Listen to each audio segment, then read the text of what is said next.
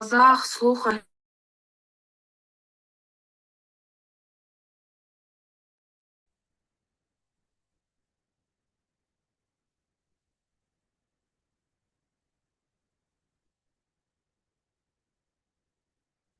Уважаемые переводчики,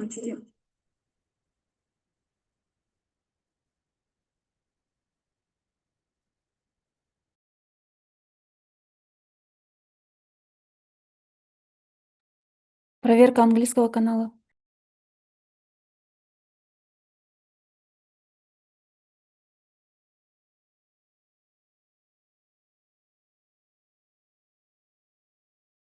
Спасибо большое. Проверка русского канала.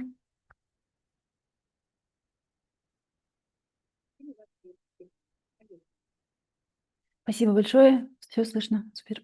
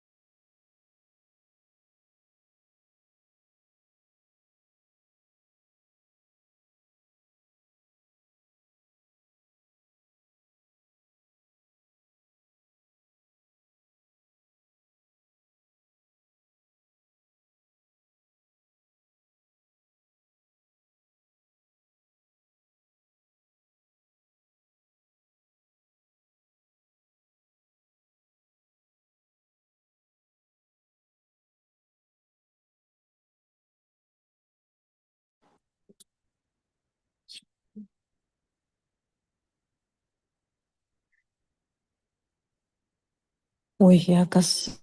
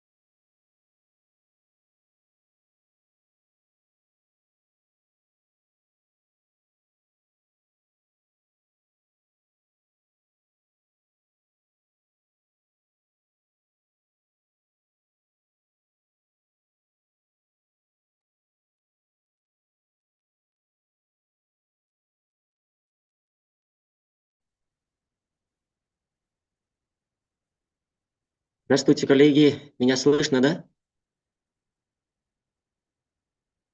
Здравствуйте, да, слышно. Ага.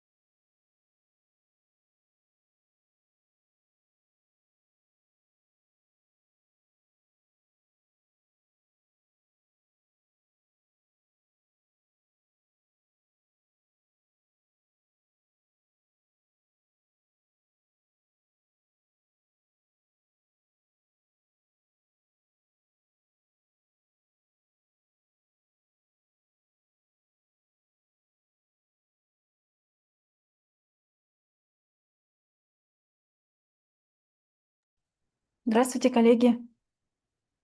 Начнем или чуть подождем?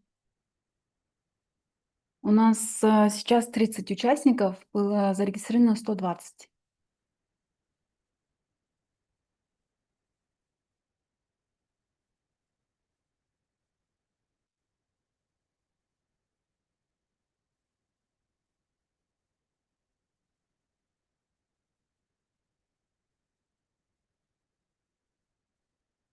Раз.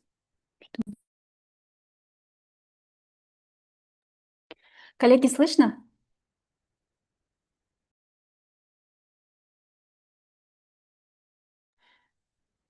Раз, да.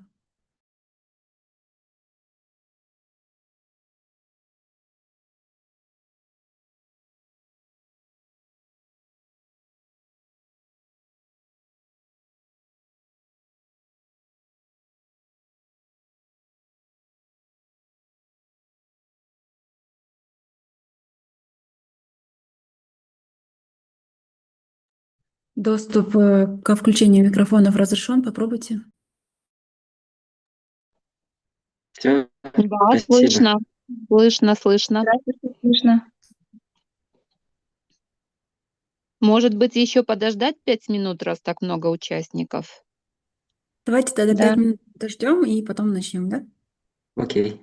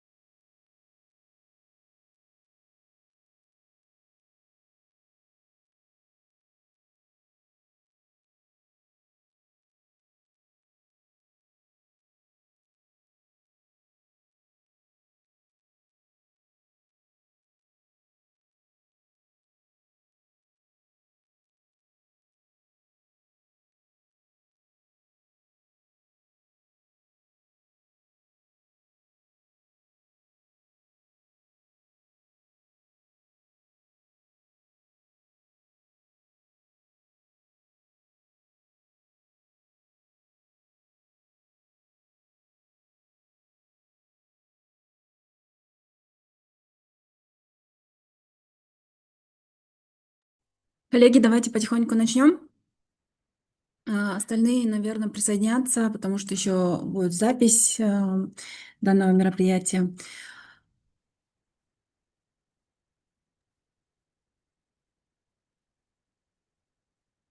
Так, окей.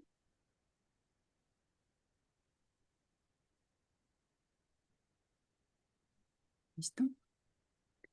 Дорогие коллеги, добрый день. От имени Национального офиса Erasmus+ в Кыргызстане я рада вас всех приветствовать на нашем онлайн-семинаре, который посвящен формированию цифровой этики в высшем образовании, ответственному использованию технологий и защите прав в цифровую эпоху.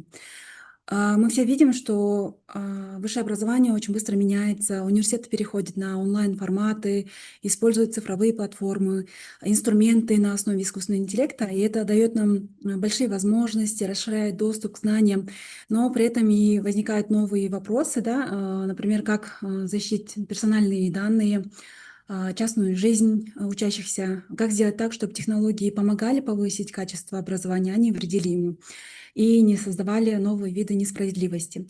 Именно поэтому сегодня мы будем говорить не только о цифровизации, а о цифровой этике, о том, как ответственно использовать технологии всем участникам образовательного процесса, университетам, преподавателям и студентам.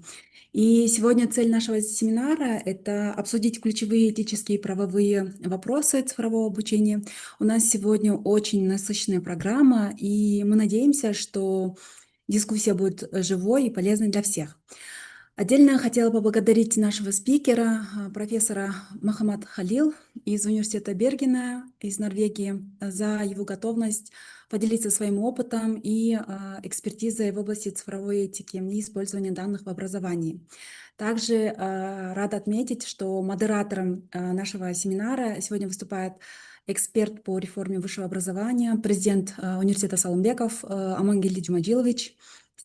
С большим удовольствием передаю слово нашему модератору, который продолжит работу и представит дальнейший ход программы. Спасибо большое. Добрый день, уважаемые коллеги, уважаемые спикеры, гости.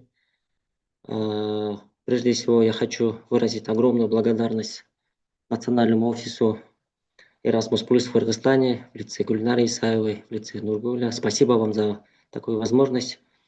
И в качестве модератора позвольте мне сделать вступительное слово на английском языке.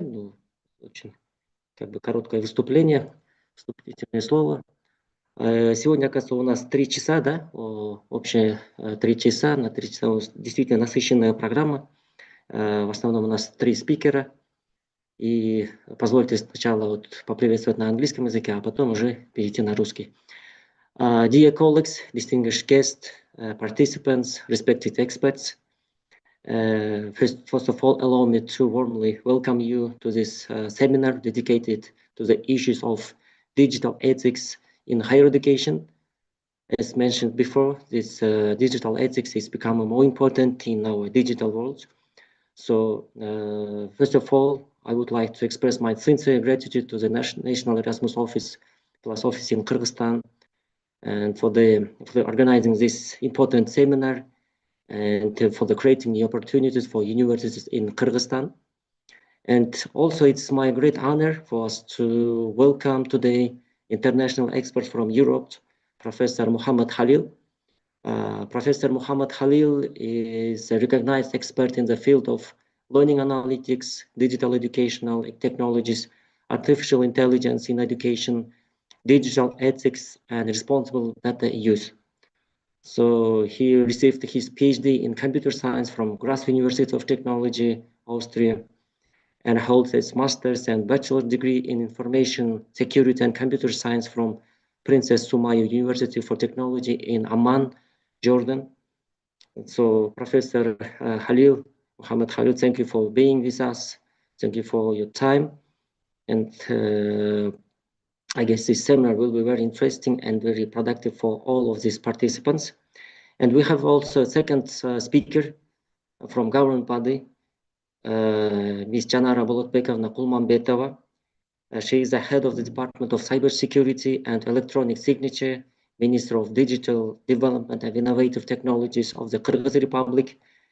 And Ms. Kulmanbeto will share practical experience in public regulations in the field of cybersecurity, electronic signature, and data protection, and will speak about the challenges in the context of digital transformation.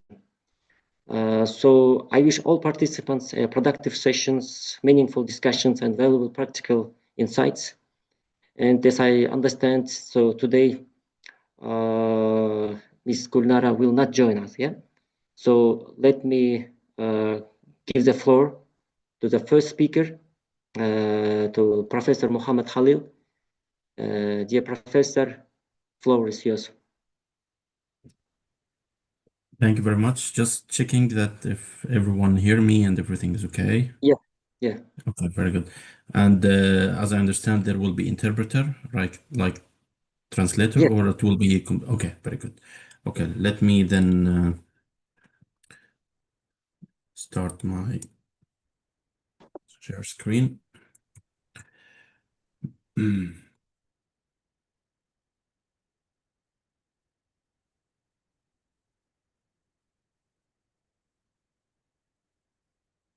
Yeah.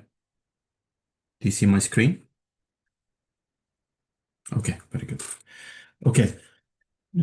Thank you very much to Kyrgyzstan Erasmus Plus office. It's a pleasure to be invited, and unfortunately, it is online. I wish this was to be like in person and to come and visit the city. I've never been to this area, so I was close to the Balkan, but I've never been into nearby countries like Kyrgyzstan and the other countries are around there. So it's really a pleasure to share my expertise in this topic. So maybe I can just start. Today, as you heard from the presenter, thank you very much, is that the topic will be about digital ethics, academic integrity, and plagiarism. It's a bit of more complex topics, but we thought that me and Gulnara that we will try to cover as much as possible, and hopefully it will be fruitful to you.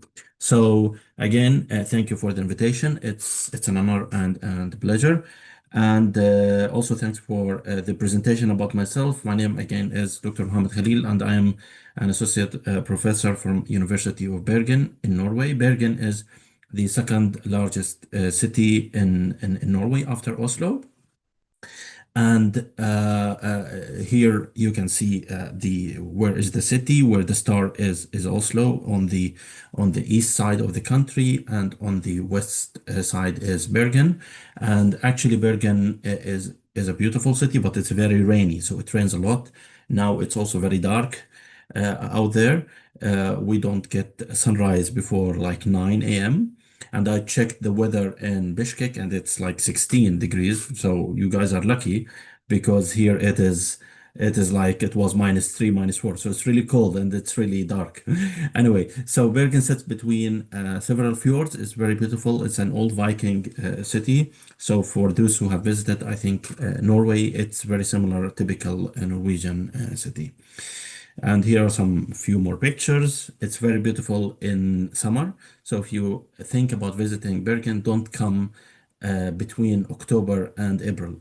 Only come after April because it's very cold and then in the summer you get long days. So the sunrise starts at 2 a.m.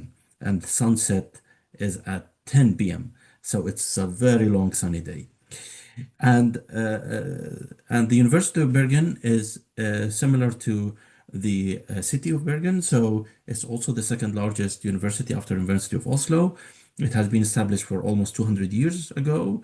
I don't know, maybe in Kyrgyzstan there is older universities, but overall it's a big university. We have 21,000 students, 4,000 employees. We have 7 faculties, and there is a beautiful museum as well as a library. I've been in University of Bergen since 2019 for almost now 7 years.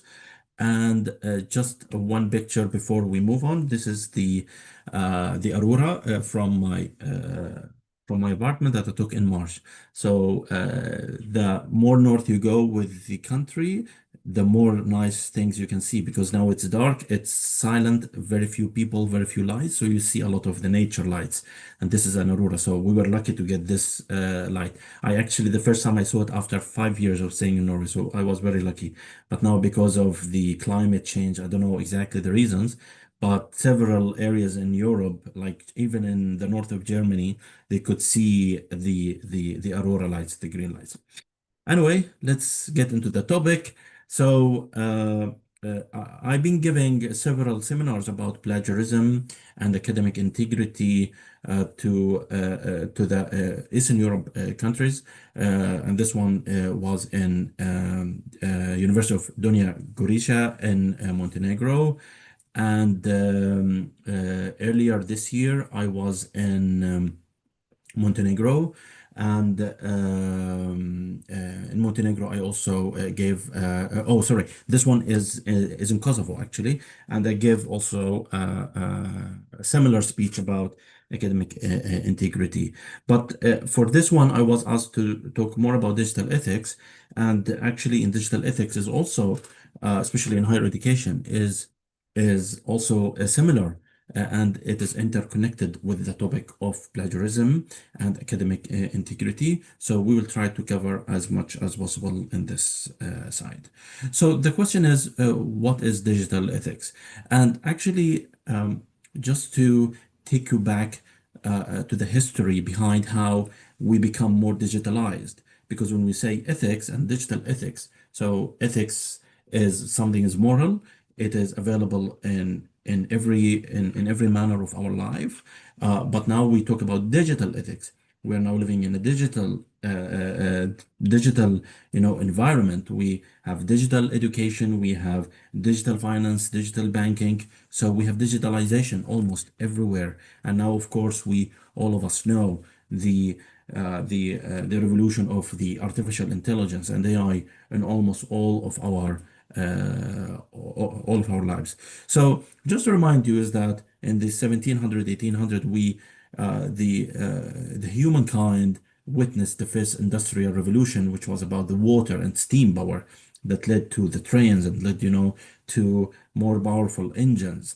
And then after that, the humankind witnessed the second industrial revolution, which is the electrical power and chemical processing led to mass production of products and items, and then people become even more serviced with a lot of products that humankind never dreamed of.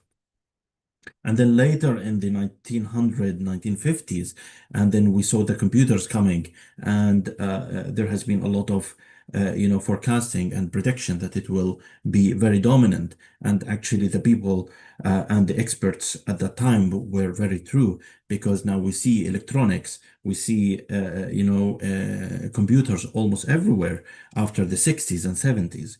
And then now definitely we have the fifth industrial revolution, as many people name it. We have the digitalization. Everything is talking about data, and data is actually the main fuel for a lot of modeling, algorithms, machine learning, artificial intelligence.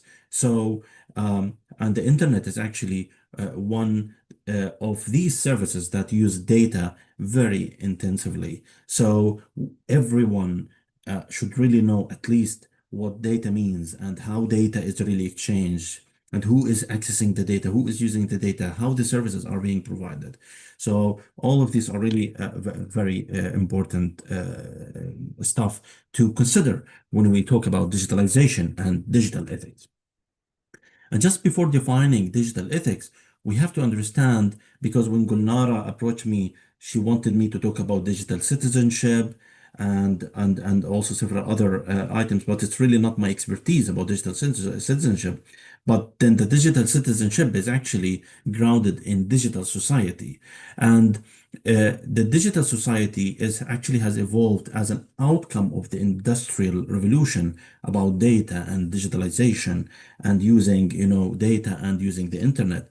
So, because it is part of our daily lives, and when humankind are now using the internet, using all the digital services, so we become a more digital society. The governments provide digital services. This is all part of the digitalization and the digital society.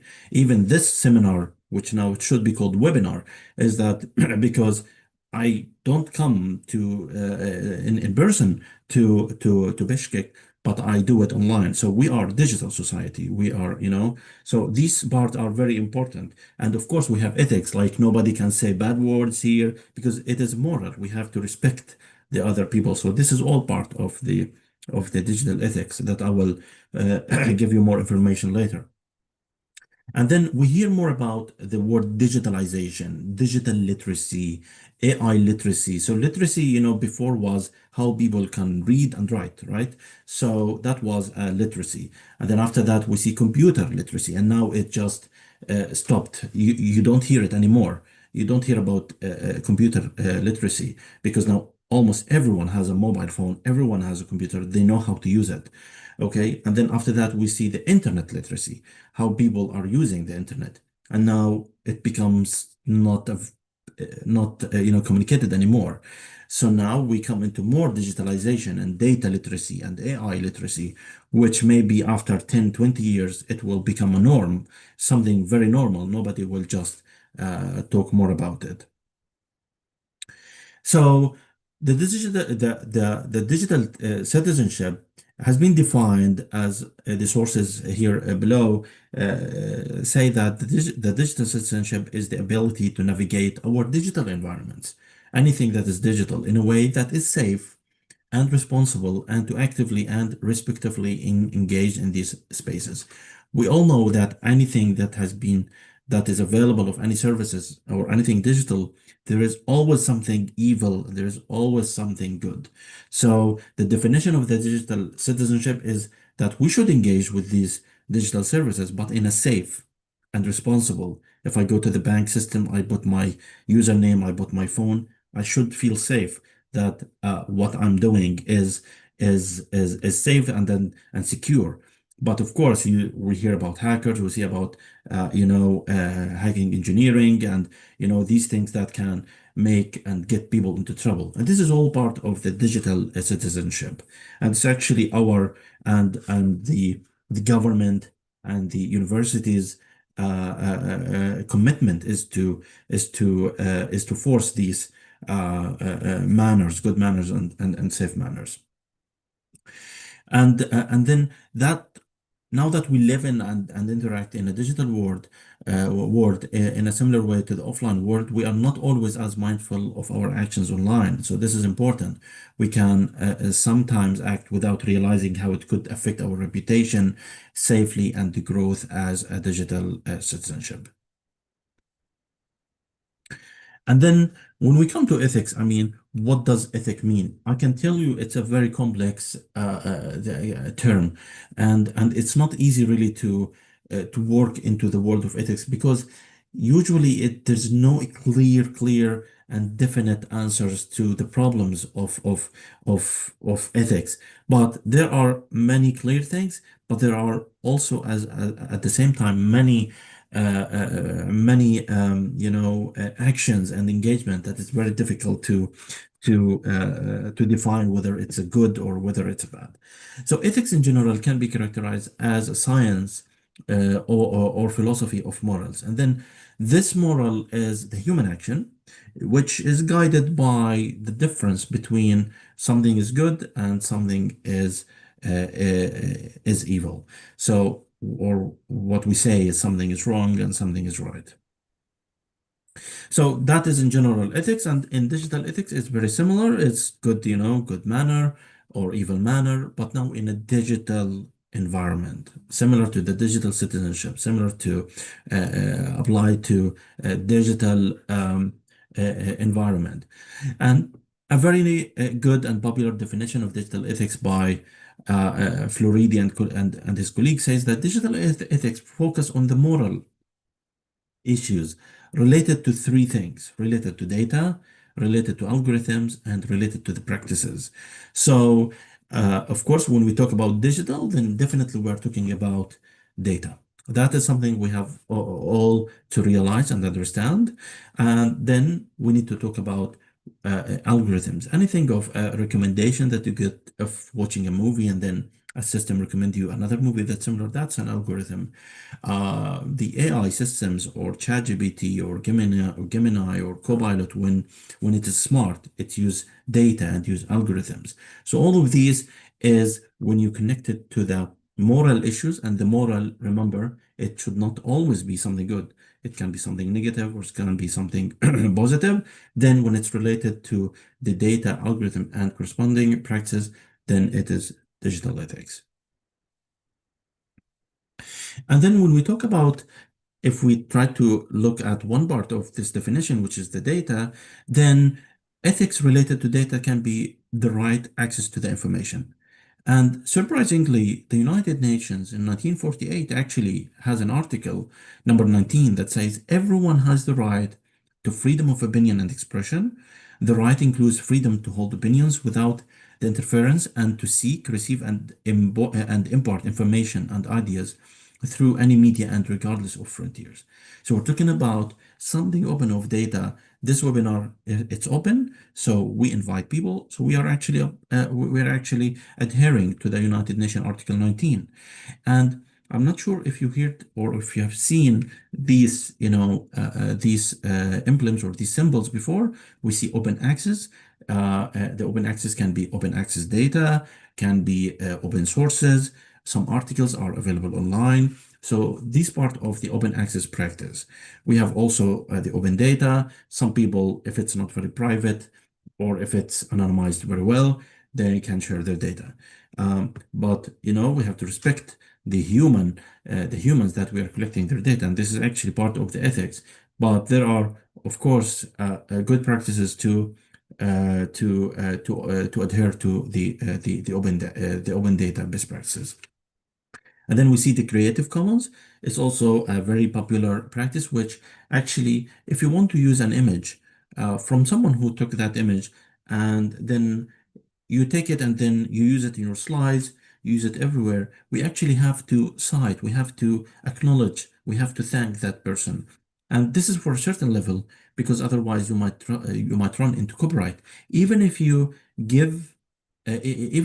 take the picture, put it in your slides or present it, and then after that you put the Creative Commons for that, maybe it's CC4 or CC3 or CC0, you can read more about it on the internet, but you might clash with copyrights as well, because sometimes people put pictures, images, videos, anything on the internet, and they say it's copyrighted. You cannot take it, you cannot copy it and paste it.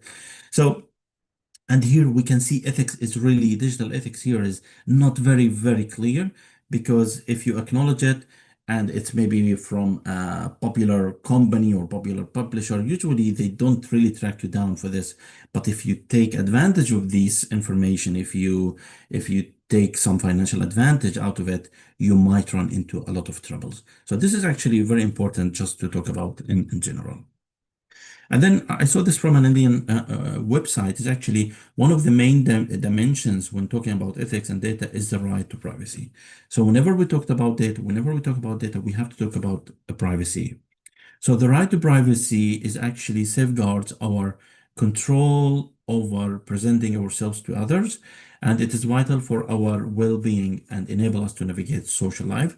And this is actually adhered to the right that is provided on the Declaration of Human Rights in 1948.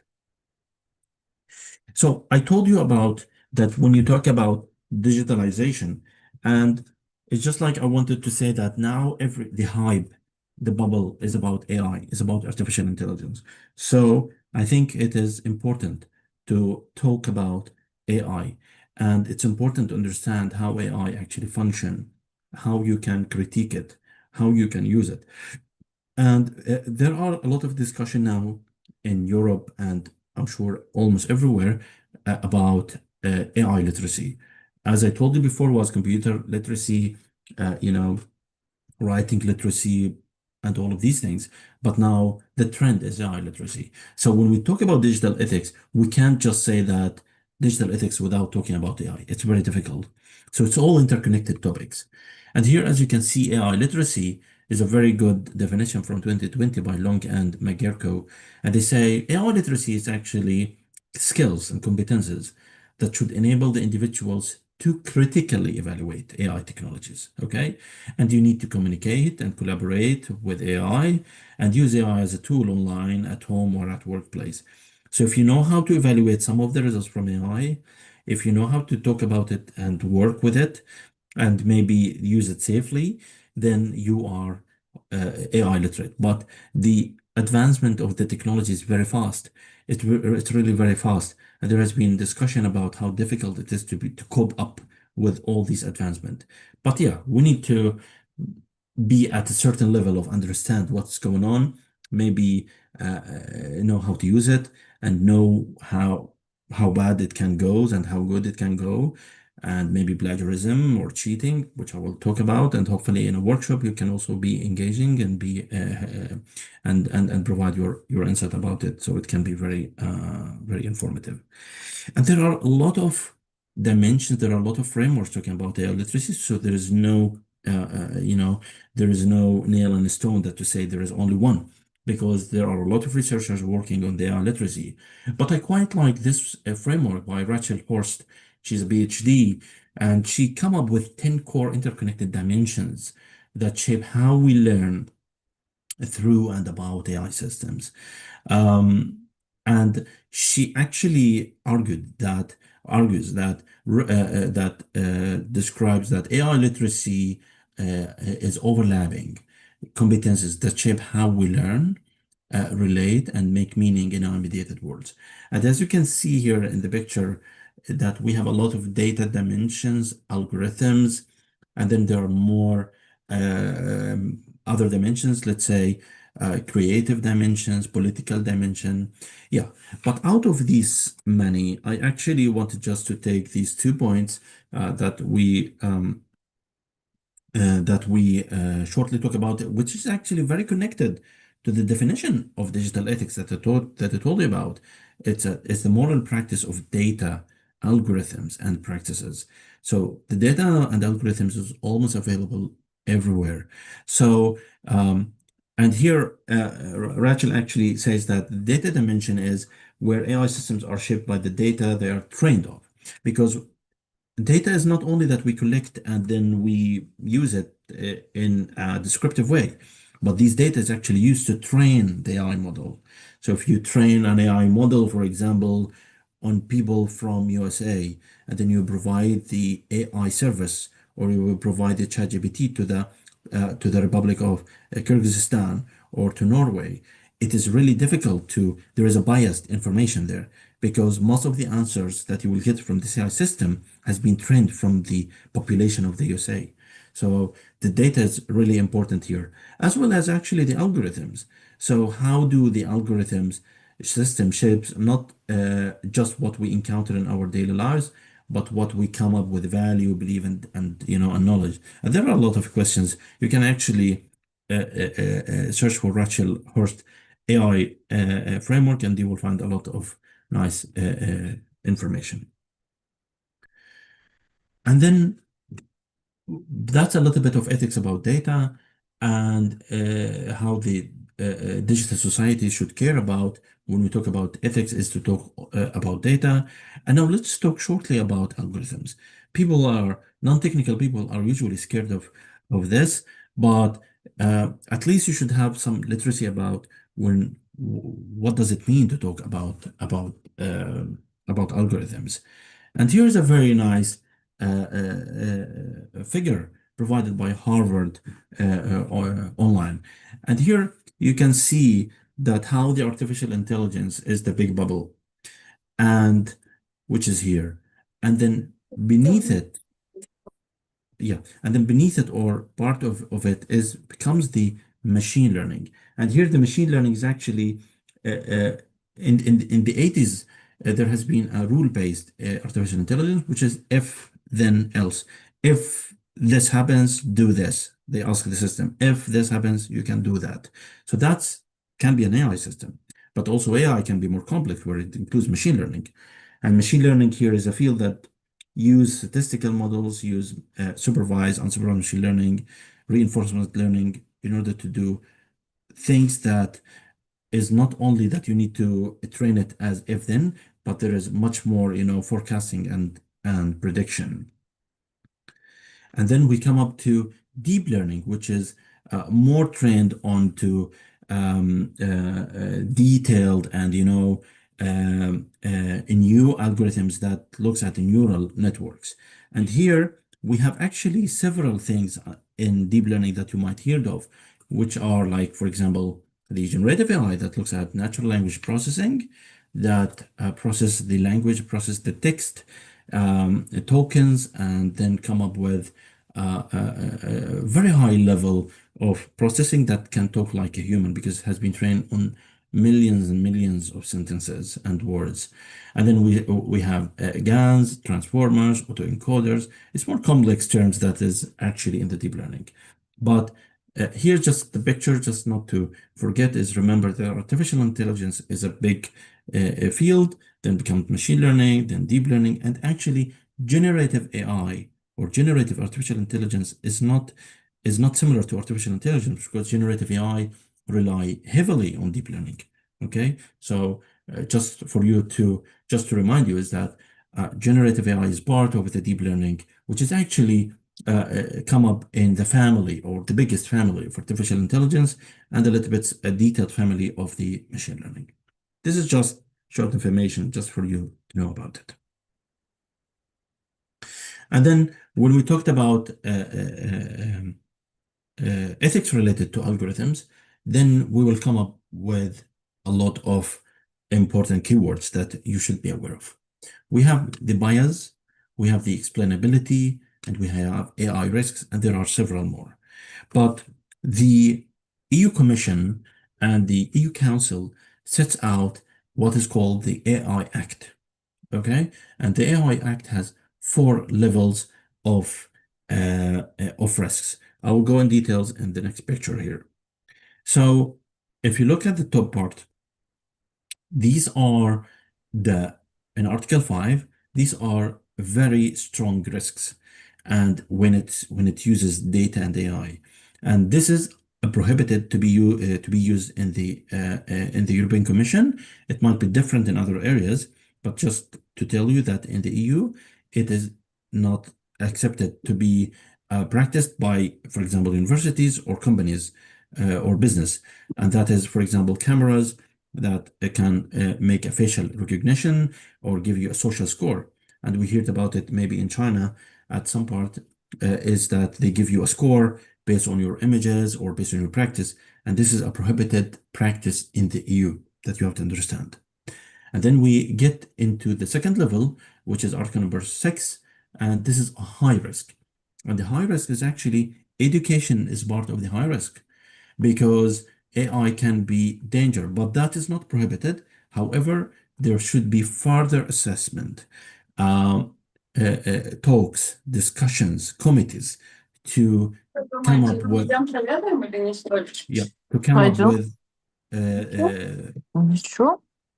yes, to come up with assessment of how AI is being used in education, in employment, for example, when you send your CV to a company and then they use AI, and this AI then prevent you of applying or of being nominated. And this can be actually a high risk because it should be used ethically at some certain point and in just and fair practice. And it's really difficult to do it. And then we have a limited risk of transparency. Then you need to be transparent if you use chatbot, how the chatbot is being used, and this is a limited risk. And then there is almost minimal risk, where, for example, spam systems and so. And then here you need to use a code of conduct to do that. And there is a beautiful here a figure by Wang and Locke, which depicts a lot of the AI of the risks when it's related to the AI. And education is not an exclusion to many of these risks, like talking about bias, talking about privacy, algorithm fairness, safety, accuracy, accountability, efficiency. And there are a lot here. It's a nice framing of the risk over 4 levels. And then using AI definitely comes with risk, as I talked about. The risks of AI have been well documented by various publications, and the MIT AI Risk Repository actually have over 1,600 AI risks that have been categorized. So feel free to check it out. I think it's very useful. And then we see a lot of publications on the risks of AI in education, focus on many different issues, but it's not limited to the higher education. We see risks of AI related to the integrity, assessment, schools, K-12, preschool, K-12, higher education. We have problems or issues or AI risks which related to the staff and teachers. We see of maybe a teacher workload and really many other aspects of these AI risks. And AI outside of education can be really very dangerous as well, because sometimes people may not realize they are interacting with AI systems.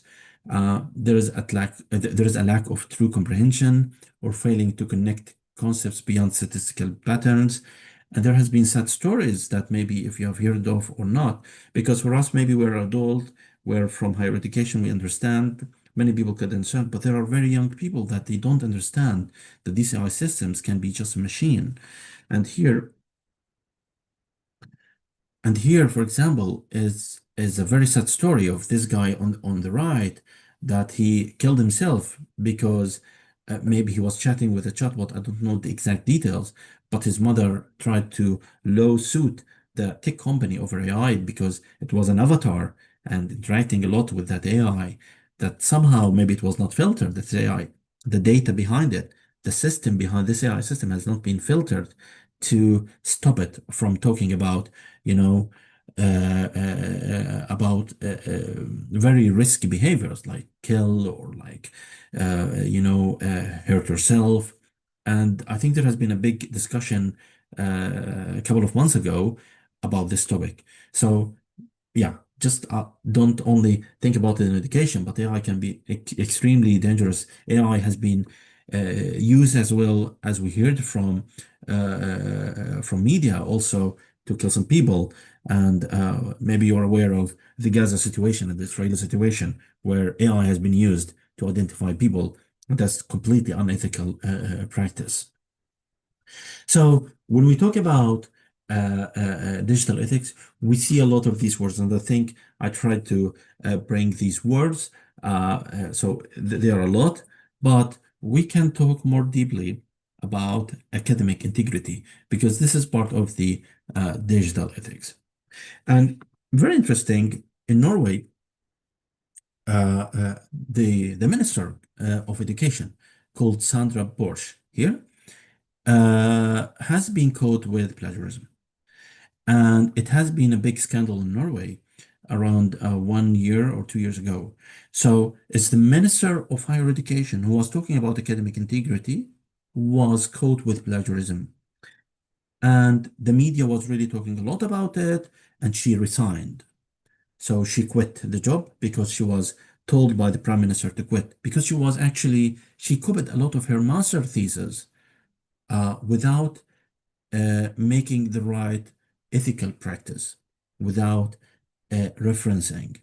It's a very easy practice to do. So I will give you a lot of good practices later on, but she copied and pasted text, as you can see here. So the text on the left and the text on the right is a matching between what has been copied from one of her colleague in petroleum. I don't know exactly what was it about, but it is her master thesis. So she was copying and pasting here and there, and it was not only it's not only this text. So you have to know that there has been a lot of copy and paste. And this is another one from another candidate. So I don't know how her thesis passed the plagiarism check at that point, but probably because the digital tools becomes better and better. Okay, so it might come a time that many people will be discovered, So what they quote is that over 20% of her thesis was exactly copy and paste without any acknowledgement. So this is actually very interesting story from Norway. And then it all started on Twitter, actually. Is this guy, I don't know, it was 19 years. When you become more important or you become more popular on media, then people try to track you and catch mistakes on you. So this guy actually exposed the minister. And then this is the prime minister of Norway, who is still the prime minister. And then he asked all the ministers to report any plagiarism and cheating to him. And you know what? There has been a domino effect because also a second minister, I think the Minister of Health, also resigned because she got a lot of plagiarism in her thesis as well, or in some of her publications. And this is really very risky. It also has a lot of consequences because this scandal of plagiarism and academic integrity issues has made the government in a trouble, and they lost public trust because the scandals damaged public confidence in the government, especially when the Borsch, which is the Minister of Higher Education, was talking about academic integrity and coming up with policies, but at the same time she was guilty of plagiarism. And then the consequences as well is that we got two ministers in Norway who resigned, and this actually made a lot of trouble to the parties because in Norway they have a lot of parties collaborating together to put the ministers. So this really created a big issue and a lot of conflict of interest to the population demand of the parties and also to the decisions that are being made. So we all know now that, of course, when there is a loss of public trust, ministerial resignation too of the ministers because of plagiarism, then it has increased the pressure on the government, and also there has been impact that the right party has actually become more popular because of this. So it's actually very very strong consequences. And then it came up that some policy and procedural change should be implemented. So the scandals prompted the government to instruct all ministers to review their academic work before they become ministers. Because it just becomes very very funny that the Minister of Higher Education or the Minister of Education who talks about academic integrity is being guilty of plagiarism. And it's not only consequences on government, but also there has been consequences that some students who have been caught with cheating and plagiarism, they feel that it is unfair that the minister is not, her master degree is not retracted, is not withdrawn, because some students, because in the government, Sandra Borsch actually, she was only asked to be resigned, but she still has a master degree. And I have not been following actually what happened after that, but if I'm not mistaken, that I hear that also because of the demands from students who were banned for plagiarism and cheating, were asking why the minister master degree has not been retracted and revoked, but only us. So I think they either got another chance, or if I'm not mistaken, even the minister, the former minister degree has been revoked. So you can see how bad things can really go here. So the question, what is really academic integrity? Academic integrity are the values, are ethics, are good ethics, moral ethics that values the honesty, the trust, the fairness, and respect, transparency in learning, teaching, and research, because we are talking about the academia here. So it's really important for students, teachers, admins, leaders to act in an honest way and be responsible with their actions.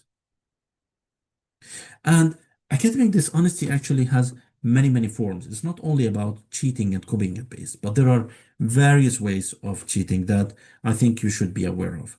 And one of these challenges is what we call milling. So from country to a country, from area to an area, it's really different how which one is more popular or more practiced from the academic dishonesty. And one of the popular ones in Norway, it's not really popular, but it might be popular in other areas, is milling. And then milling is very funny because you can get a diploma mill, you can get a visa mill, you can get an essay, and essay bags, accreditation mills, and I will give you examples just to make you aware. So the mailing services actually is, for example, I issue a certificate or a diploma from non-accredited institute. You cheat with your exams or your degree, or someone else come instead of you. So this is actually part of the mailing issues. And there are services that are providing these things. Maybe before the AI, there has been selling of essays to students from bank off the shelf. The students go to a library or some, I don't know, some shop, and they ask them to write them an essay about certain topic. Yeah, this is all really part of the mailing issues. And also maybe write essays for a particular topic for those of need. So you can provide services to write ethics because of that. And also there has been issues where documents to secure a visa. And I will show you an example from the UK where you need to pay £2,500 or to £4,000 to get maybe a certificate or an admission in order to get a visa to stay in the UK. So diploma and certificate, here we have an example of the diploma mails. In 2023, Iowa licensed nurse has been caught up in a national scandal involving a scale of 7,600 fake diplomas, actually giving from Florida in the USA nursing schools. Maybe you heard about doctors as well who have degrees, but they are all fake. And from my home country, Jordan, actually, they discovered a doctor with a fake medical specialization. So he has a degree, but it's fake. It's not real. Or maybe it has been real, but there has been a lot of mailing behind it. So maybe there are stories from Kyrgyzstan. I'm not sure. Maybe in the workshop, people can talk about it. But it's really a big issue in a lot of countries. In Norway, I haven't heard really about mailing, except more of academic dishonesty about plagiarism. It's more popular here. And then we have essay mailing. So students who struggle to write about topics, maybe they ask some people to write essays for them. I think I've been hearing, just for colleagues here, is that I've been hearing that essays might die after a certain time because it's not a good practice anymore. It's not a very good practice anymore because a lot of students are using generative AI in order to come up with a lot of text. So it becomes easy, it becomes inefficient in a way. It's very difficult to catch these generative AI, as I will explain to you later. So yeah, it's just like important. A couple of years ago, it was a hot topic, And a very funny story is the fake universities and visa milling. There has been a university called University of Framingham, and it's a fake university. It's in the USA. It has been licensed. But then I think the U.S. Department of Homeland Security they checked them out because they received complaints actually that from students. So there is an admission, there are employees, but when they go, they don't talk about learning. They don't learn. They talk about cars, they talk about food, they talk about sport. So it's not really real universities. So after a lot of investigation, they closed this university. You can write it on Wikipedia and you can find it's really very funny that in USA they have a complete university that doesn't provide education at all. So it's just like to give visas and access to the USA, working market, and workforce. And this is also another mailing issue, which is colleagues has been sold fake diplomas in order to help migrants to stay in Britain. I think here's with some Pakistani people who had to pay 2,500 to 4,000 in order to stay and get a permission. Then they go to the immigration office to get some visa prolongation or just visa, to stay in the UK. And then we have another issues about academic dishonesty, which is happening with research. And here there are a lot of stories. And now the stories are really a lot. A lot of articles are being retracted because they have been using AI to fake information.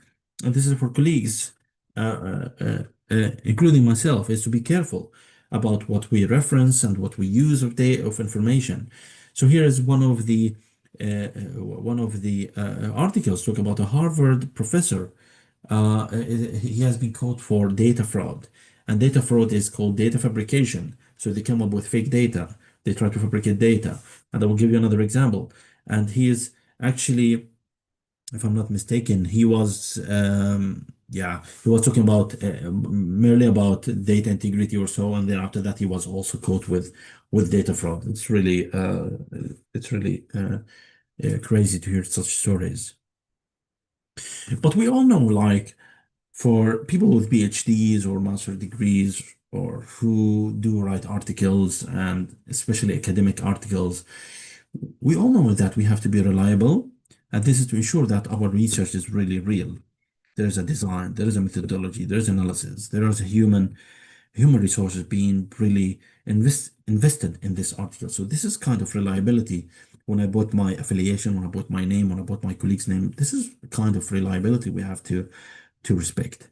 And then we have honesty. And the honesty is similar to the reliability, is that when I communicate, when I write, then I should be honest. I should be fair. I should be unbiased. And then we have respect. You cannot let your student write and then you publish the work in the name of his and use only your name or of your colleagues, or you do not acknowledge, you use other people information without respecting their work. So this is all part of the European Code of Conduct for Research Integrity. And then we have accountability, which you have to be accountable for the publication. You have to be responsible for what is being published or what is being written in your name for that research output. And then the big topic, which is the plagiarism. Plagiarism is now really a very hot topic, especially with generative AI. And a question is, what is plagiarism? Because it has not been well defined in the literature, but there are because it keeps changing.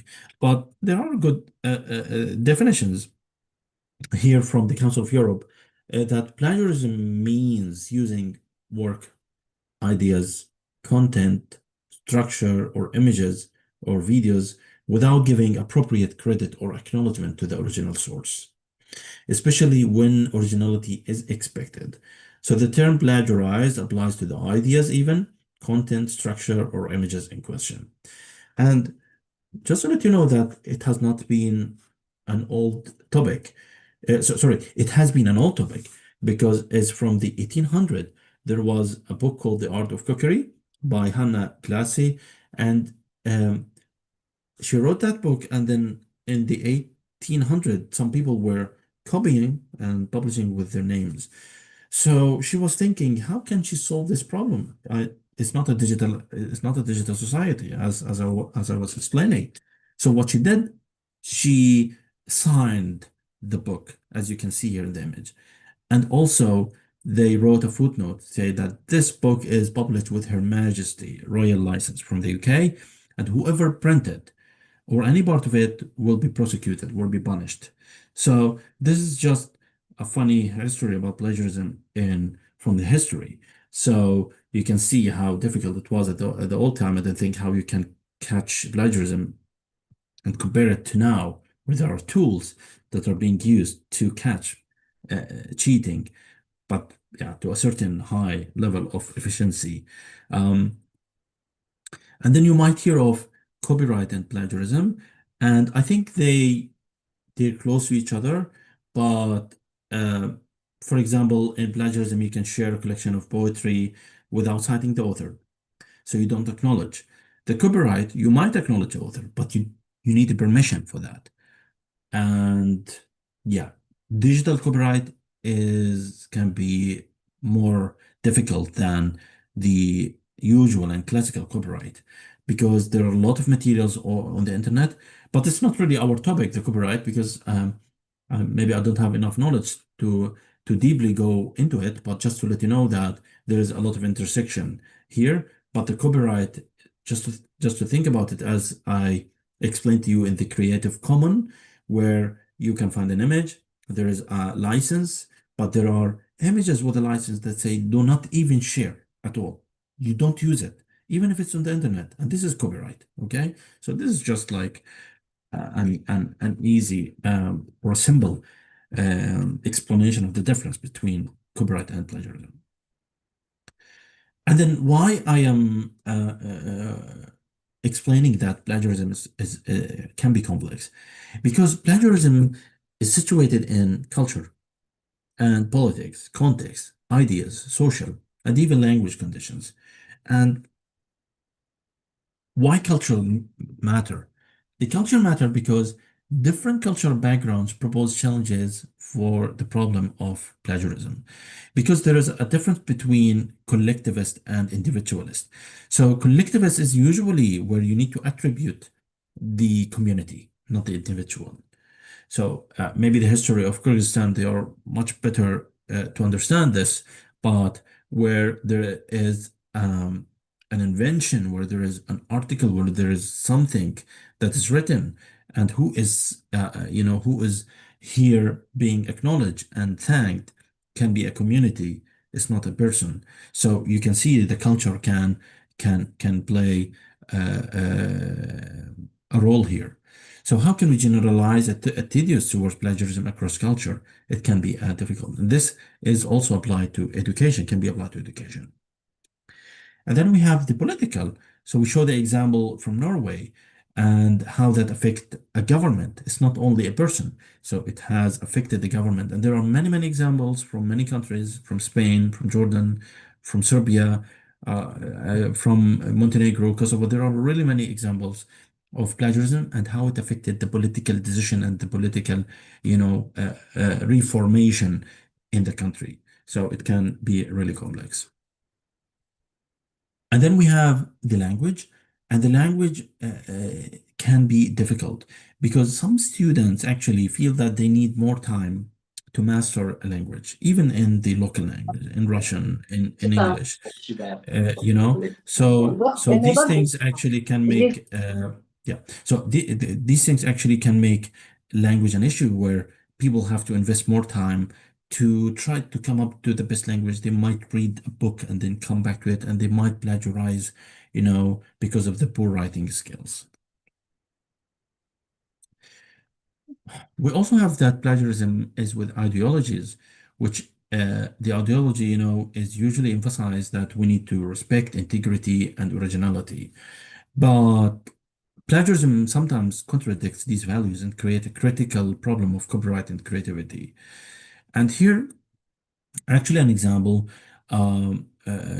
that how a country reputation, the ideology of a country, can be affected by academic fraud. And here, I think there is a company called Exact from Pakistan, and they have been running 370 websites for selling certificates and diplomas. So, and it was run by one person, and that person have maybe a company that they were selling, diplomas, meaning, so that's fake issues. So how it can affect a country, actually, reputation. And it's very important when we talk about plagiarism that there are different forms of plagiarism that you need to be aware of. So we have something that called verbatim plagiarism, and that is exactly copy and paste.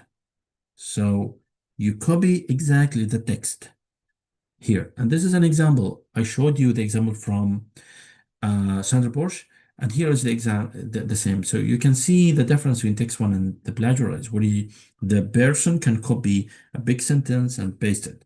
And that is called verbatim plagiarism. And it's an academic dishonesty practice that you should be aware of and do not do. And there is something called mosaic plagiarism. And this is a bit more shady, gray area of being caught or being reported, but it might be identified in the future better with the new AI technologies that might catch that.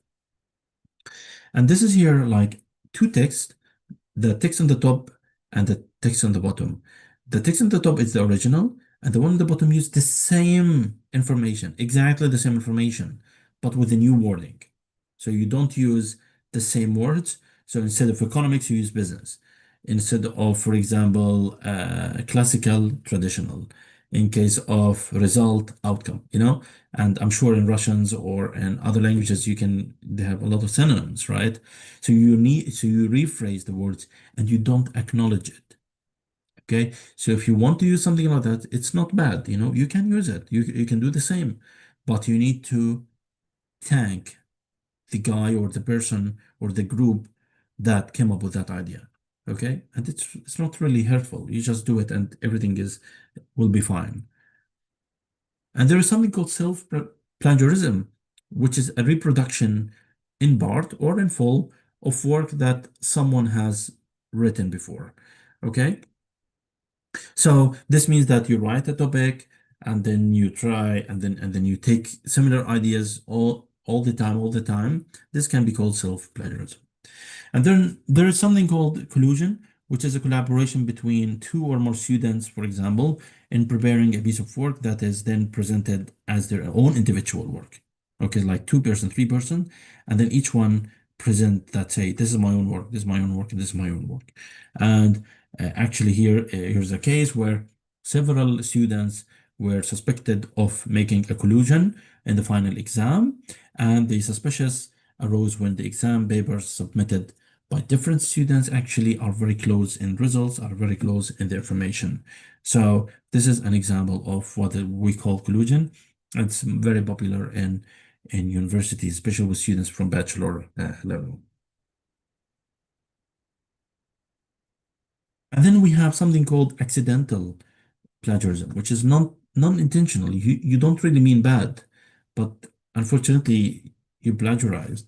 And this is when the writer does not realize that they have plagiarized other work. It's an accident because you forgot to cite or to acknowledge. There's no cite. The citation used was incorrect. And for example, if you use exactly verbatim, you don't use quotation. So it's just like you don't have the bad intention, but it's just an accident. And we have also fabrication, like I showed you, data fabrication. And here we have the Harvard case. So John Darcy case for medical health, where he was caught playing with the data. And for example, he was saying, I reported data of 24 seconds or 24 hours, 72 hours, 1 week, 2 weeks. But in reality, it was only minutes in the experiment. So in the experiment, he was maybe doing something about, I'm not sure exactly the case, but he was reporting false data instead of the real data. And here, as I told you, there has been 72 hours, 24 hours, but in fact, everything has been happening in a few minutes. And he was reporting it incorrectly in the article or in the journal that he was writing. And be aware, this is like from Harvard, like the best universities in the world. So it happens almost everywhere. And then we have also the case of John Sudbo from Norway. He fabricated data in the important journal or magazine called Lancet British, and he was specialized in cancer. And 13 articles has been withdrawn for this person, and he was revoked. I checked him out, and I saw that he's a chief. He's a clinic chief in Norway, in some city in Norway, but with very limited access. So he cannot work in academia because of this bad behavior. Then we have plagiarism in scientific writing. We have actually reasons behind plagiarism. It can be unintentional, that many authors commit text plagiarism unintentionally because they are simply not aware, they don't know. There is linguistic, as I told you, the language issues, they are bored, they try to make good. There is bad time management. People feel stressed about something. There is a deadline. Oh, I need to copy and paste quickly. There is immoral personal ambition of poor educated individuals who, and the problems here with, bad manner. and we have bad academic integrity culture at the universities and schools, for example. So the institution culture does not prioritize or enforce academic integrity, may contribute to, the attitude towards plagiarism. But now we talked about a lot of bad practices, or like the bad examples, right? But now, what are the best practices here? So the best practices actually can be a very simple rule. Here is that do not copy and paste. Okay, so you don't copy and paste, and if it's not your work, just credit it, just acknowledge it. So if you feel guilty and or not comfortable, probably you are in a wrong place. Probably you are plagiarizing. So you need to be careful.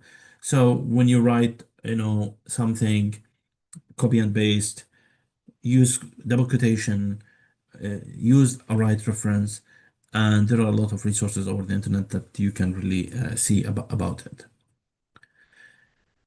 So, and then I checked several universities about how do they fight anti-plagiarism. So this is good for leaders or admins or policy drivers, is that senior management, they can create web pages devoted for plagiarism and other ethical issues at the universities.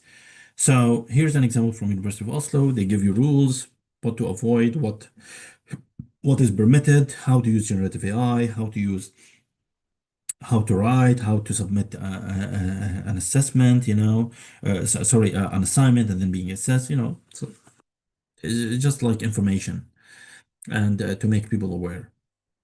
And then the University of Amsterdam, they have senior management to dedicate email address to contact center, ethical committee for ethical concerns, because usually the ethical issues usually comes to committees where the committees sit together and come up with a decision about the case, because there are clear cases and there are a bit more complex cases where it needs a lot of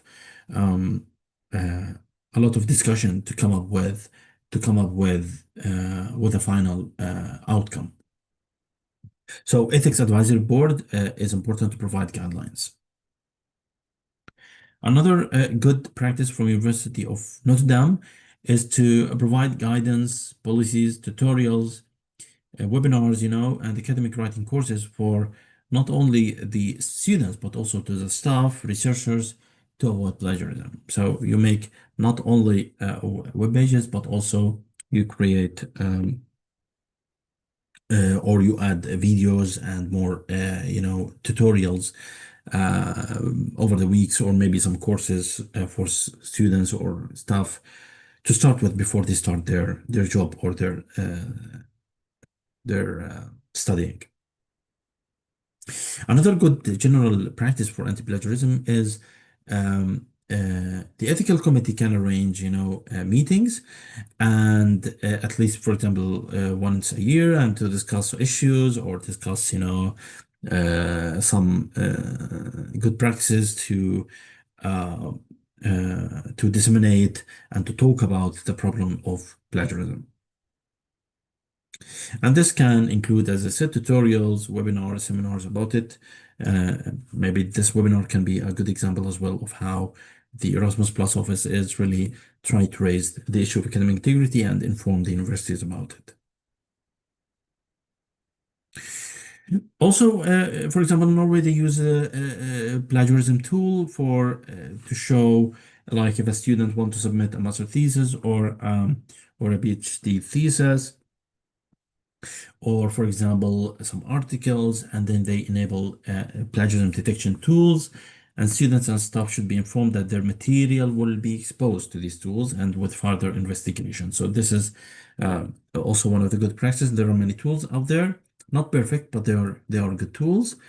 And you need to enable sanctions, of course, and punishment in that case.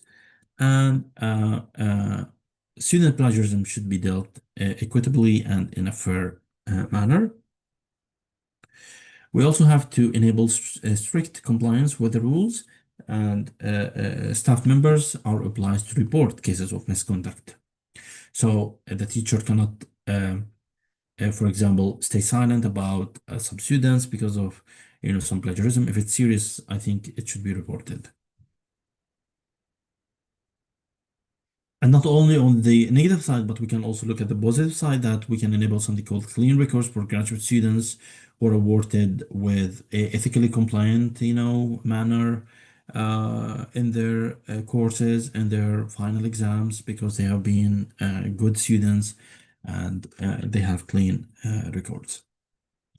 And for exams in classrooms, more to take that into the physical spaces where we need to enable anonymity, changing exams, layouts, reduce cheating and educational, corruption. That is all part of good practices. And enable the possibility of anonymous reporting of academic misconduct can be also a good advice. There's also the similar to the Erasmus Plus here, where exchanging programs like Erasmus Plus Mobility on particular topics, not only in general, but for example, on topics of academic integrity, to bring new ideas, new expertise to the country can be very helpful as well. And to talk about academic integrity and plagiarism from a European context, there are two main sources to read about the EU policies on academic integrity and plagiarism. The Council of Europe Platform on Ethics, Transparency and Integrity, ETI-NED, and the European Code of Conduct.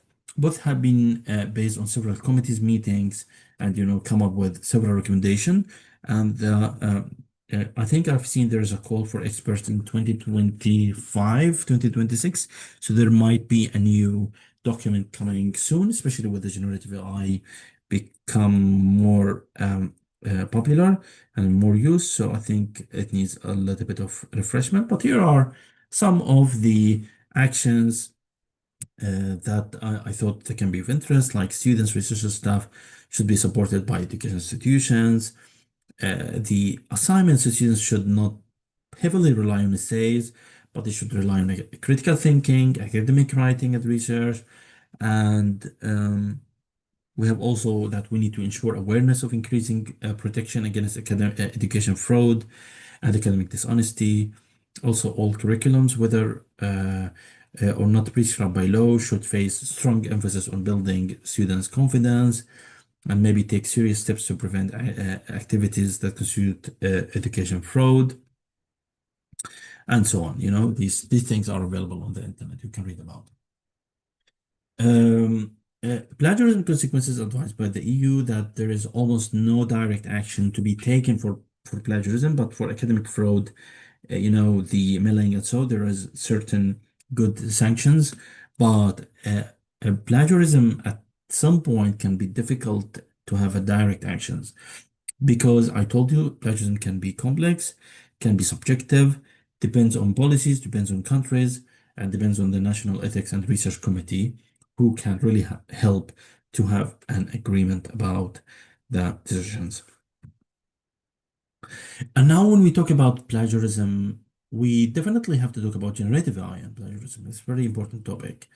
So we published an article in 2023 about ChatGPT and rethink of plagiarism, but please be reminded this is exactly very early in 2023. So we did it right after ChatGPT was available to the public. But what we did is that we asked the ChatGPT to create essays. So we asked it to create 50 essays, and then we exposed these essays to two popular tools. These tools are Turnitin and Authenticate. I'm not sure if it's used in Kyrgyzstan or in the Russian language. I'm not fully aware of that, but it's very popular tools. And so what we did with these 50 essays is actually we created the 50 essays based on different topics. We saved them and we got 25 to Turnitin and 25 to Authenticate. And then we put it to the Turnitin and Authenticate in order to see how much plagiarism, how much cheating is there. And we got interesting results. We got 0% and we got 64%. So some of the essays were really past the plagiarism check tools. And here is you see something called similarity check where some of the articles or essays of 500 words avoided completely the plagiarism. 7% only, this is nothing, 3%, 14%, 2%, 30%. And this is an example how the very popular tools, and they call it very efficient, they could catch the plagiarism or the cheating or copying from generative AI. And the reason actually behind it is that because generative AI is trained on data that is available on the internet, but it's not like a Google search. Google, or like any Yahoo search or whatever search or Yandex, is that when you write what you want to search, then it get you the source. But the generative AI, it has been trained on a lot of text, and this text is being used natural language processing to give you complete different forms of the languages that give you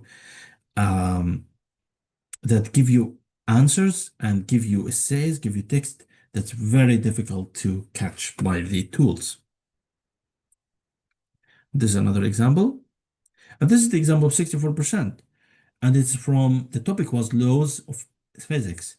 So of course, the generative AI will not be able to come up with a new physical law, right? Because it's the world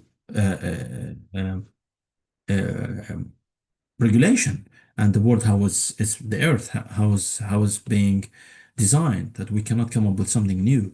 And this is why here the plagiarism check tools, the Turnitin could catch that 64% of this topic has been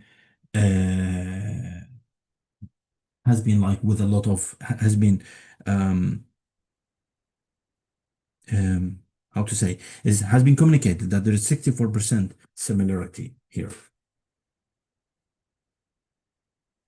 Yeah, so this is the rest of the results. As you can see here, we got 17 articles out of 25. That's just less than 10%. This is really very scary. So what are the interesting remarks here from this paper is actually that that we published that students may possibly use ChatGPT to complete essays, type assignments without getting caught. And we saw that topics matter. We show evidence that plagiarism with ChatGPT is already a pressing concern, and popular anti-plagiarism software companies are in a challenge. And the more that you get more complex with these things, is the more that you think you're smart, there is even more smarter people who, with the tool that with the generative AI, that if you use text now, there are tools that try to catch and say, oh, sounds like a machine. There's something called humanizers, and the humanizers are actually typically attempt to make AI content sound more casual and engaging like a human. So what are the best practices with generative AI? Shortly before we finish, is that generative AI or other editorial assistants may only be used to give advice. So I think generative AI can be used very good in correction, in punctuations, in translations, in ensuring text follows a certain grammar or syntax. Maybe it can give you ideas, no problem. But yeah, you should be aware how much you are using the idea that's provided. It's okay now. I mean, almost everyone is using that to give them more ideas and thoughts. Maybe it can be used for sentences, also ensuring formatting, for example, improving the positioning of tables and figures can be used. But you have to be careful that a lot of these generative AI give you references that are fake, that are not really real, and it's happening all the time now. So this is really risky. Also, other advices that I really want you to be aware of is that when you use generative AI, do not copy and paste. You have to carefully read what has been written there. I've seen crazy things really being generated by generative AI, being copy and paste. And this is really very risky for you as well.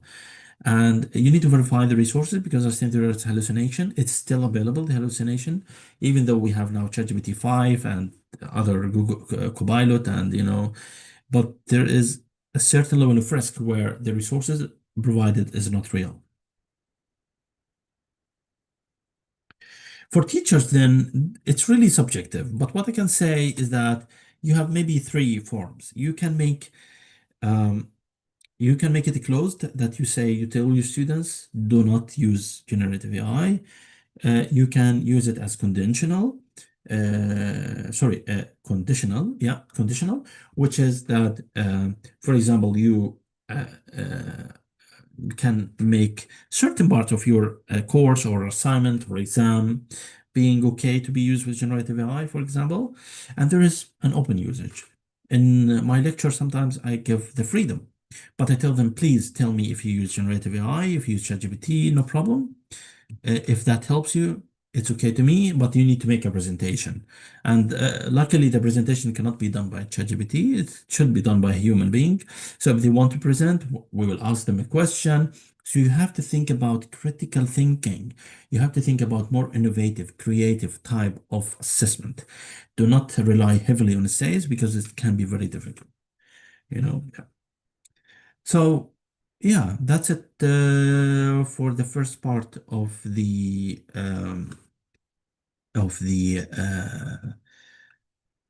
this presentation. Yes.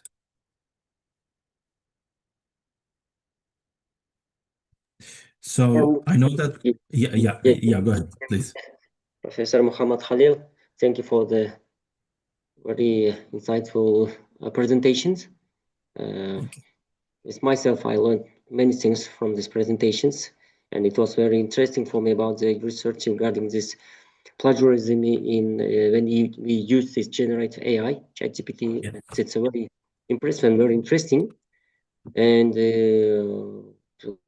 actually, we have 50 minutes before to close these sessions, and so maybe we can give them maybe some times for our participants to ask the questions, or we can make it we can make this give you maybe 15 minutes to say another, or we can make a break and then to continue this in other sessions. I wanted to say that that I know there is another presentation from me about learning analysis. Do we have time for a break if there is no question? Yeah, at this moment, regarding this our programs, Yeah. we have a 15 minutes before to break. Okay. 50 minutes. If it's okay, you can maybe share the presentation and then we go to this break. Yes. Okay. So yeah, if there is any questions, maybe we can take it now or take it later, no problem. But I can start my second presentation here because we will talk about AI and learning analytics and just a second.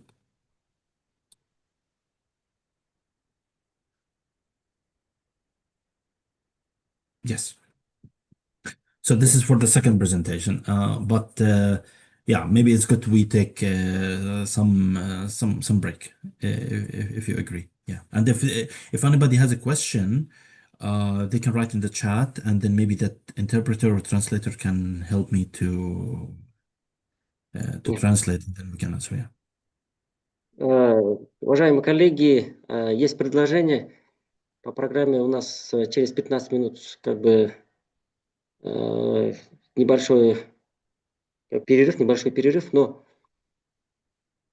да, и вот я предлагаю на 15 минут перерыв, да, а потом уже продолжить вторую презентацию. Мы чуть-чуть опаздываем, поэтому сейчас где-то 10-15 минут перерыв, потом через 15 минут вторая презентация. И я попрошу нашего дорогого эксперта, профессора Мухаммада Халила, сделать презентацию в течение 20 минут, если это возможно. То у нас будет воркшоп на 30 минут. Хорошо. И потом у нас два других спикера и обсуждение итогов. Тогда, если нет возражений, коллеги, объявляю перерыв на 15 минут. Согласны?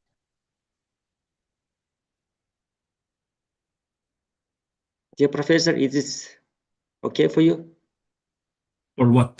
Sorry, because It's a break time for Yeah. 50 minutes, and then we can Okay. continue. After the break, do we have the presentation or the workshop? If it's possible, could we make it in 20 minutes? Your presentations, it's a second presentation. Yes. I can make it short. Yes. Okay, And thank you. then we come back after 15 minutes, right? 50 minutes. Yeah. Yes. 15. It's just okay. Yes. Thank you.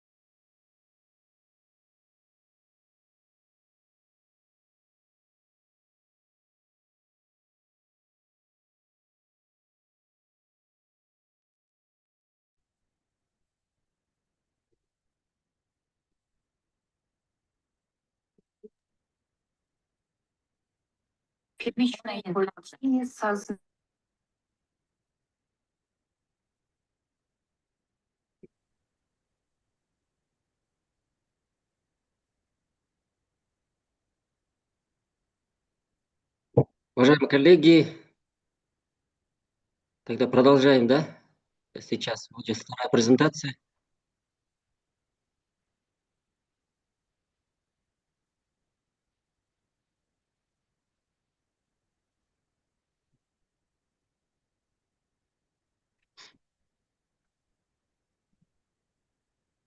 Yeah, Professor. Yes. Yeah, you can continue. Can you see my screen? Yeah, of course. Yes. Okay. I just saw a question by Elvira asking if the tools that I presented are paid.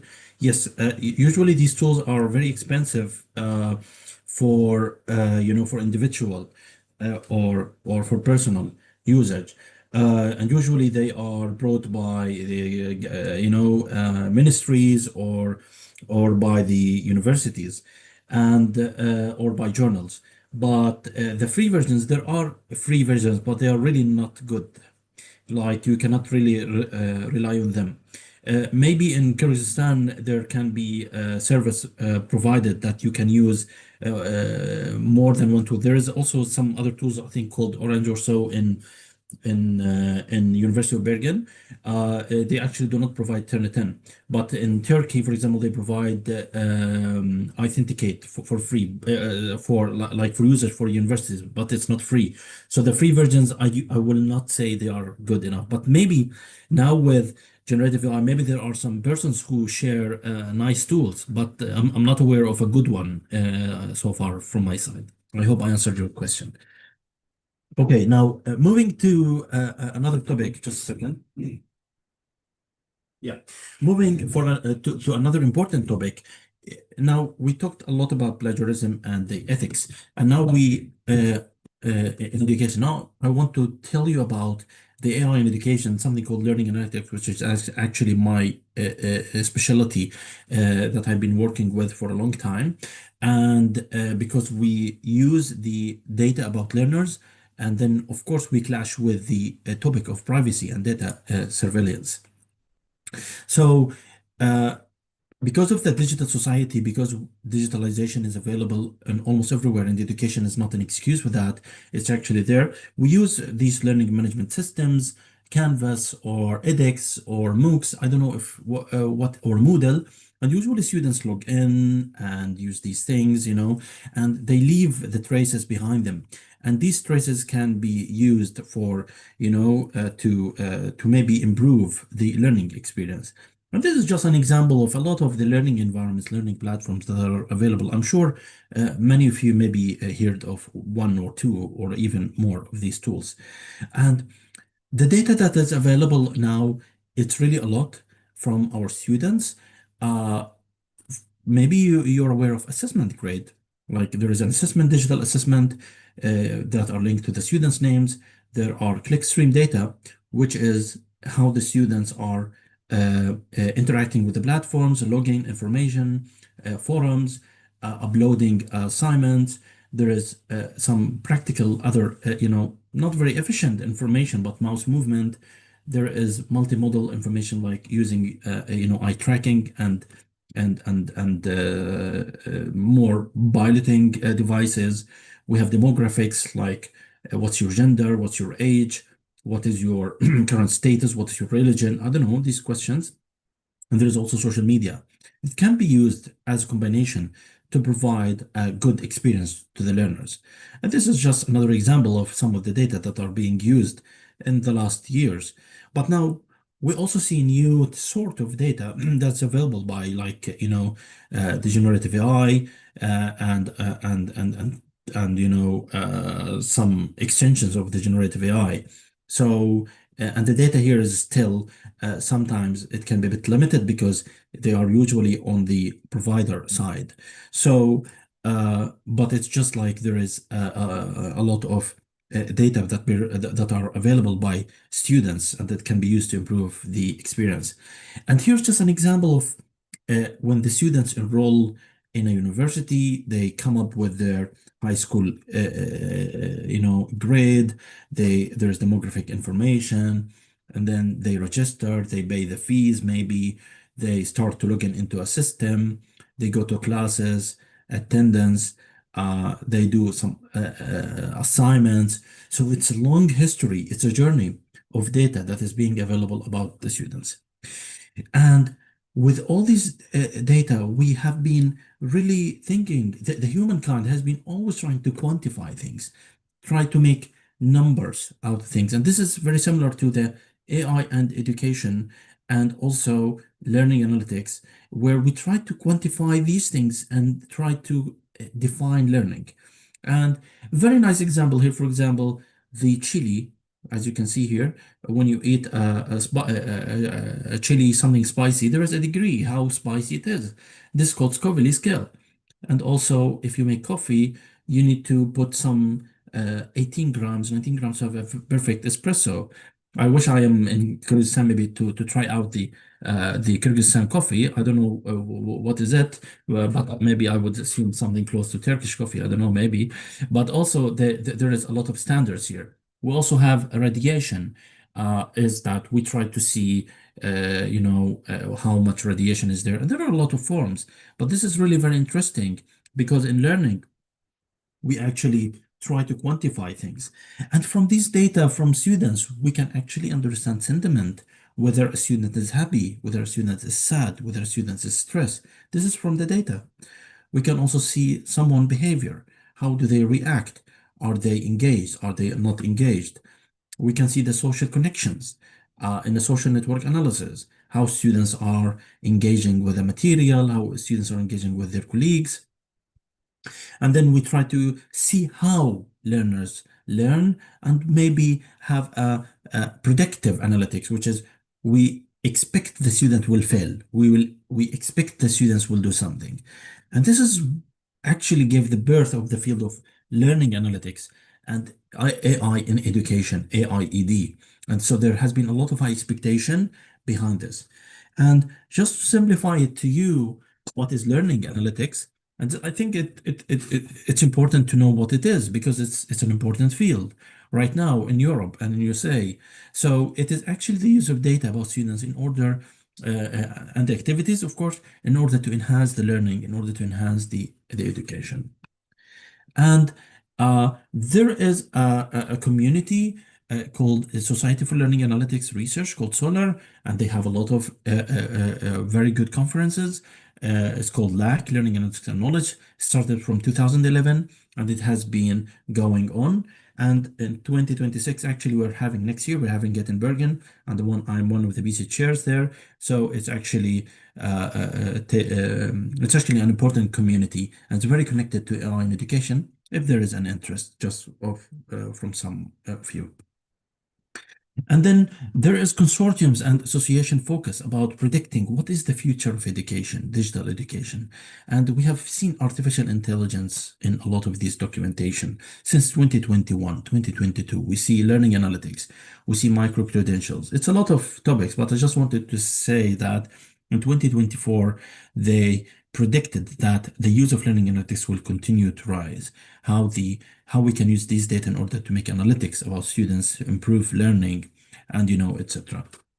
And it's very similar to closing the loop between different fields, but learning analytics is also similar, where there is data, as I showed you, about students, and then there is maybe a model that use the data, algorithm, model, and this model then try to make some transformation, prediction to help a student not from dropping out, to help a student to pass a course, and there is an overlap between artificial intelligence and learning analytics, because in learning analytics, there are a lot of machine learning being used for the prediction. There is visualization, there is machine learning, and and actually the results of learning analytics can be a recommendation. We recommend the student to take this course because he did good in that course, or maybe some quality assurance of the courses, quality assurance of the curriculum, and also provide some interventions to the students.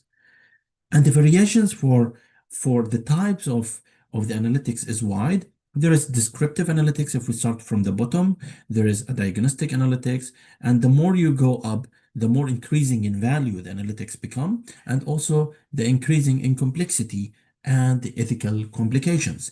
Because when you come up with a predictive, then we can say, what do we expect the students to happen? What is the moral? What is the ethical issues that might imply here?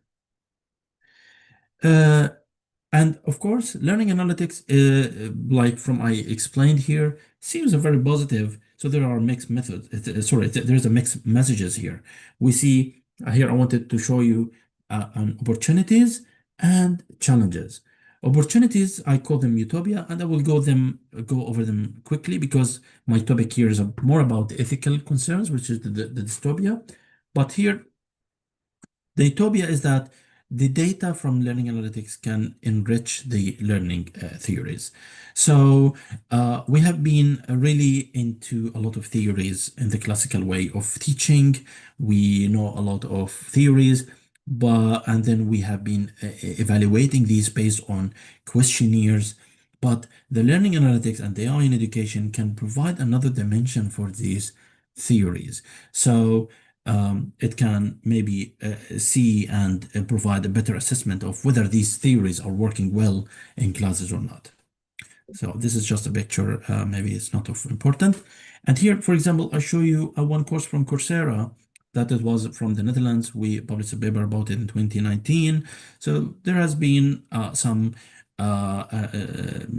intervention or prompt to the students to learn and how to study the course. And it is based on self-regulated learning theory. And then the field of learning analytics has helped us actually to harvest the data about students after permission, and then try to see how the students are learning actually, and whether the videos or the intervention has helped them. And what we saw here, maybe this is of interest, that because it's two groups. Group number one were exposed to the self-regulated learning, intervention, and the one on the right without the intervention, and the learning analytics could, and then the picture here can provide us with a good overview of how the students are connected. The students with the intervention are actually more connected, giving a better overview of how the students are progressing with the activities in the course. And the students on the right, actually without the intervention, we saw that, for example, they have been doing the activities randomly. So here, the field of learning analytics has helped us to examine the course, examine whether a theory is working or not. And then the field of learning analytics and the identification and the AI in education has helped enabling new forms of learning spaces. So we see such a picture from old-fashioned distance education where there's a teacher and having a lot of students, and then really this is a distance education, the guy or the students in the back, because it's distance. But actually very interesting in KU Leuven here, where datification is being used in classes. This is a very hybrid mode from one of the colleagues in KU Leuven, where they have students, teachers, and there is a Zoom operation, not only Zoom, but there are also operator that help the students to ask question, answer. There are a lot of cameras inside the room, so this can really help. So imagine how much data is being created in such classes. It's complex, but these things maybe can provide or can provide a better environment in the future. And here we have something called Remote Labs. It's a European project that is funded, and I was the PI here. We actually wanted to provide remote labs to the students. And here, for example, just like here, an example I want to show you that in labs we bought cameras and stuff. We make live stream. We recorded the live stream. We try to make a platform with the students to engage. This is actually very good of digital applications in education forms. And actually here you can see as well there is more space for collaboration. When we record the videos of the labs, there are a tabletop and more an environment called Harry Numerique from the French partner from the project, where they actually group the students, the teachers ask questions, and there are a lot of discussions. Very, very interactive system. And from the learning analytics, then we wanted to see if the students were engaged with the videos online, whether of the interaction that have been happening with the questions, and as well as with the tabletop, where we also wanted to see how the students are interacting with the data that is, sorry, how the students are interacting with the material between each other and how much clicks they are doing on that tabletop. So learning analytics has helped us with this. And then we have also different forms of learning analytics. For example, just to go quickly here, there has been a course available, then this is an analytics available to the teacher, and then the teacher can make some kind of intervention. Here, for example, you see the rows, there are students, there are red color, yellow color, and green color. The green color show that the students are on track, everything is okay, there is a lot of engagement. The students with the red ones are actually the students at risk. Maybe they have only looked in once, but never come back. So that's a sign of a dropout. And then the teacher could send an email to the students, maybe arrange a call or come to my office, and yeah, something like that. And this is also very similar from Australia. The teacher can provide a simple AI system where they give if then else. If the students come, send them a message. If the students is away, give him a message, something like that. And it's a popular one. We also see the reformation of new learning environments. Here is very popular, like a system where a teacher can wear as a glass, a VR, and then they can see, a note over their heads about if the student is doing well or not doing well. This is more, more advanced, but more on a piloting. It's not easy to apply, but this is very interesting, systems. And this is actually as well in China, very interesting. The students wear such devices over their head, and the teacher can see who is distracted and who is concentrated. This is also very interesting, and in this case, of course, it's based on data. There are a lot of mistakes that can happen. And this is actually drive us to the ethical issues of such devices and such technology in learning analytics and AI education. So the first, number one, the ethical concern we got here is the privacy and data protection issues. So we have a lot of proctoring technologies that now are being used in our students. So students are questioning whether their data is being used morally or not. And then luckily, the EU come up with the GDPR, which is the General Data Protection Regulation that give people the ability to drop from their data being used or being collected. And actually, in 2015 and 2023, like as a development, if you remember, closing the loop thing with learning analytics, we see that there are a lot of issues happening in all the stages of learning analytics. From data collection, it might be collecting too much data, it might be collecting sensitive data. In the analytics, can someone drop out? Is there statistical problems in the analysis? Is the data anonymized well? We have also in data reporting, are we communicating correctly the interventions? Is there any statistical problems? Is the data anonymized? Is there any bias, And for the whole process, then we come up with a lot of also other issues.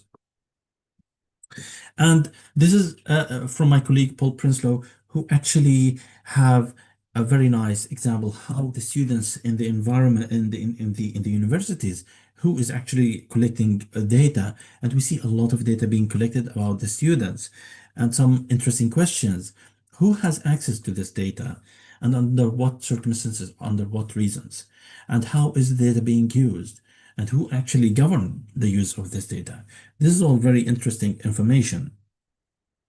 And for example, when students register to Physics 101 or Chemics 101, then there are a lot of data being collected similar to the journey I told you about, the demographic data, the learning experience, the clickstream data, the assessment data, the student center data, library data, and a lot of survey information, as well as the intervention. So all of this information is actually being collected about the students.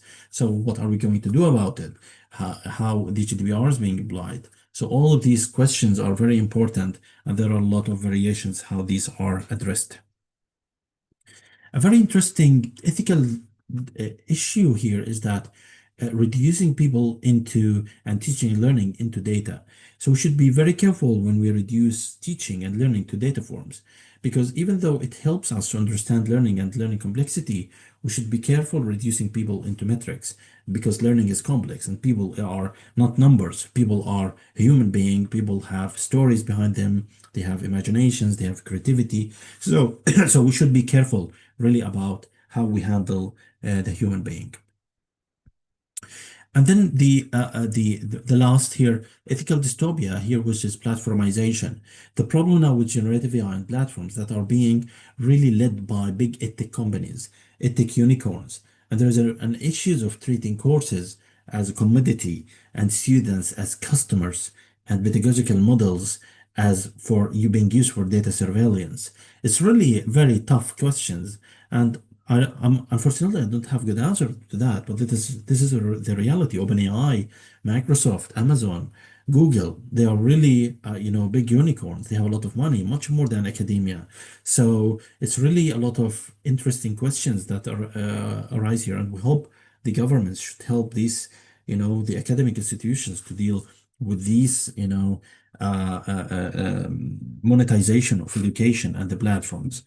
But luckily, there are some governmental good practices and regulations that are now being driven by the EU and the universities and government. But a good 5 principles is that if students don't wish their data to be collected, that should be, respected. And so what kind of data is being collected is also important. And if you store a lot, the data being used for a long time, this is really not caring. It's really more about using the data. And students' behavioral data should be invited for conversation with the students being surveyed and being respected. We also see that if we have data about students, does that mean we have to collect it or not? So this is also an important aspect. And we have to respect when the students want to opt out and to withdraw. And the GDPR actually now enable this feature. And last but not least here, we have students should feel safe about the learning spaces, not as a data surveillance, machines where we only use the students to collect their data. And there are several courses actually. One of them is this one. It's available online. It's free. It's called Learning Analytics, a Primer. I was one of the authors here. So there is 1 or 2 chapters about ethics if you're interested. And also we have very, very interesting and important guidelines that are published recently. For example, here, departing from the European Union commitment to the Digital Education Action Plan 2021-2027, we see such a report that has a very good, ethical consideration for the use of AI in education and learning analytics that come up with, human agency. We have to respect them, the just and fairness, the humanity, and the justified choices, and they came up with several, key requirements for trustworthy AI. Another very, very interesting article or guideline that's very simple, you can read it and understand it quickly, is the UNESCO guideline for the use of AI in education. And here you can see a flowchart saying that, do you know how AI generate your text? Yes or no? If yes, then you can move ahead. So it's possible to use ChatGPT or avoid using it. It's very, very interesting. You can read it, and the link actually here, we will share the PDF later with the Erasmus office of Kyrgyzstan. And we have also a framework provided by McGill, Microsoft, and Pearson about the ethical AI in education. And here they cover really several matters about the ethical design, the transparency, the privacy, the equity and assessment. And it's actually 9 criteria with a lot of rubrics information there. So just before finishing, I wish I could have spent more time on here, but maybe we need to move to the workshop. But here is really valuable information, and I put a link here that we will share this PDF with you. And there are a lot of good information, very easy to read, not complex, that can be very helpful If how do you want to use AI in your class, how ethics is very important, how to use ChatGPT in a respectful, responsible manner. So, just final remarks is the need to apply ethical principles to AI in education and learning analytics will keep growing because the technology advancement is strong. But how can we enforce ethics? The problem with ethics and moral practice, we cannot enforce them. We have to rely on human accountability for that. So we really need the government and civil society to actively take further steps to ensure that learners, educators, and the members of society have strong understanding of AI and its ethical implications. So I will stop here.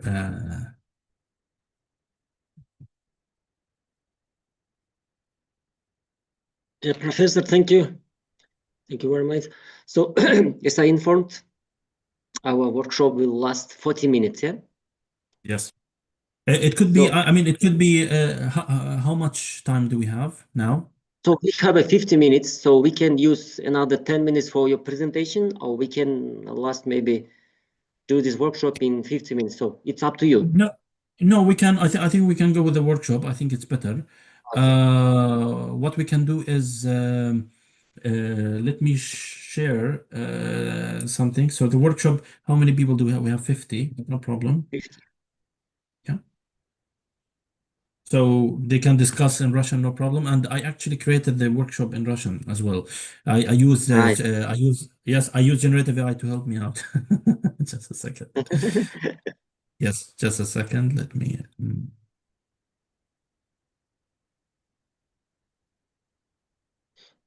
Yeah. So everyone, hopefully the people who have stayed here for a long time, we talked about academic integrity, we talked about ethics, we talked about privacy. So we wanted, I mean, instead of me keep talking and getting tired and drink water all the time and so I wanted you to think about it.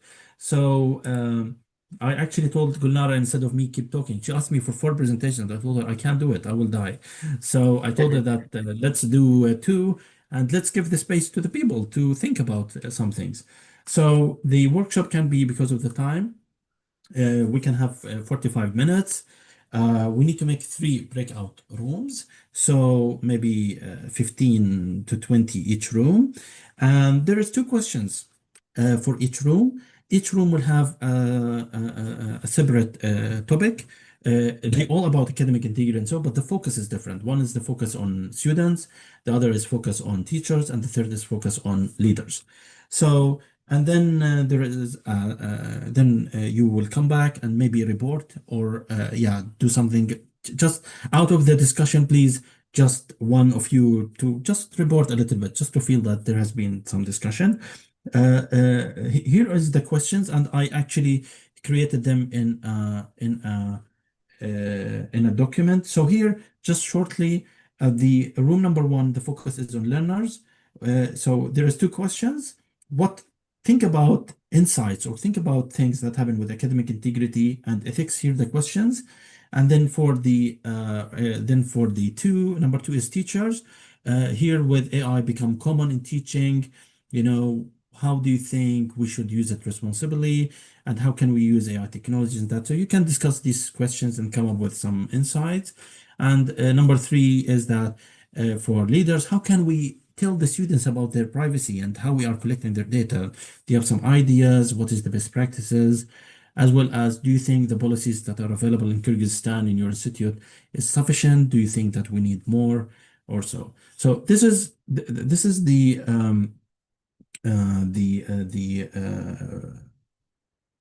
workshop will be about, and I will now upload for you here in the text. You can download it from the chat. I added here. So in the chat is actually it's just the same. So group number 1, I put the questions in English and in Russian. For group number 2 is the same, and for group number 3 is the same. So maybe sorry, I didn't get your name. Amangildi. You're muted. Just Aman. You can name Aman. Aman, Aman. Yes, Aman. Yeah, So yeah. now we need to, here is the document. And just for people, sometimes some people might not be able to download it. There is also a link. It's actually the same. Um, it's the same document. So Aman, if you can make 3 breakout rooms, maybe just remember, you have to know that what is group. If you go group number 1, the focus is on students. Group number 2, the focus on teachers. Group number 3 is the leaders. Yeah, if you can create a breakout room, do you know how? Yeah, of course. Yes. Коллеги, поможете, да? Нам надо выбрать 3 варианта. У нас workshop разделится на 3 группы, и прошу выбрать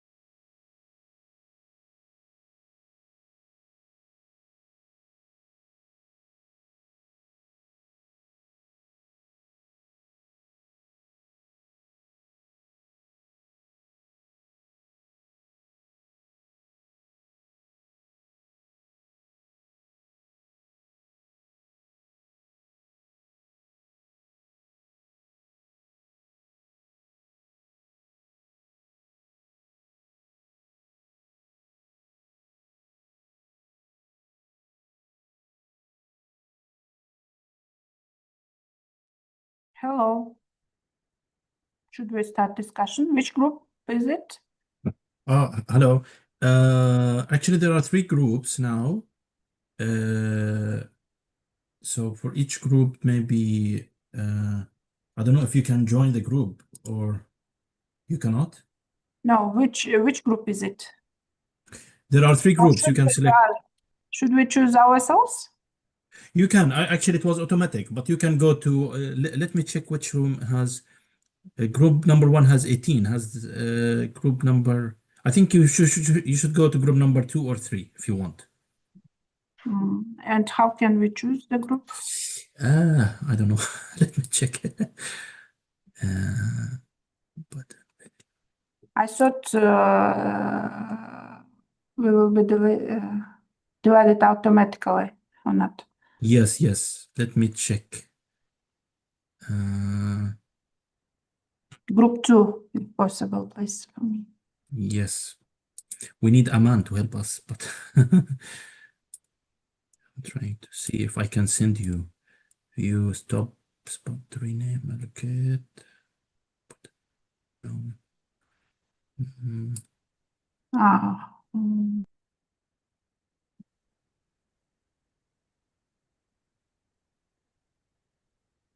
Your name is in Indira and yes. Group 2. yeah, but I can't find your name here on the list because I can move you if I can find you, but it seems. Oh, okay, maybe here I write. Yes, I find you. Let me. It says, yeah, group 2. Yes. Okay, let's see if it works.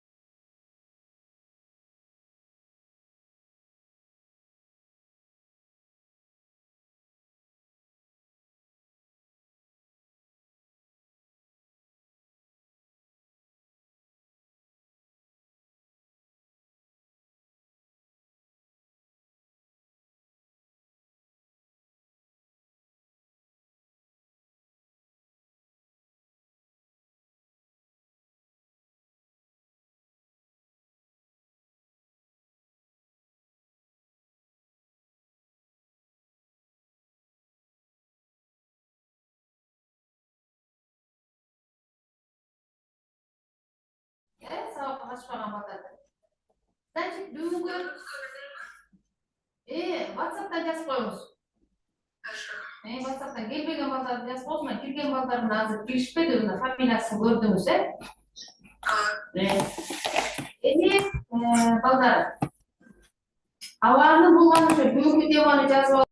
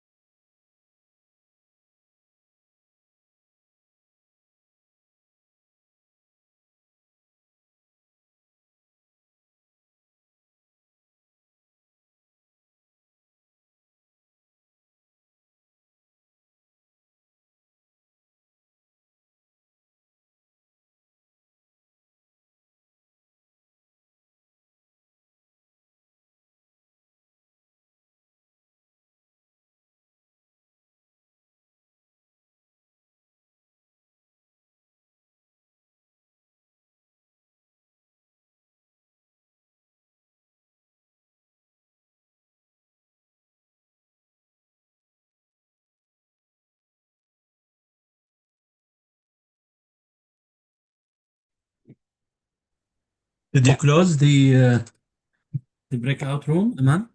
Yeah, third session we closed it. Sorry? Third session, third group. Okay. Okay. But now we can close. Maybe we can send a message to say that let's wrap up or close. Yeah. We discussed about it. I guess they will. Yes, but Come to- we need to send the message to the breakout rooms. All There is a- breakout rooms is closed. Yes.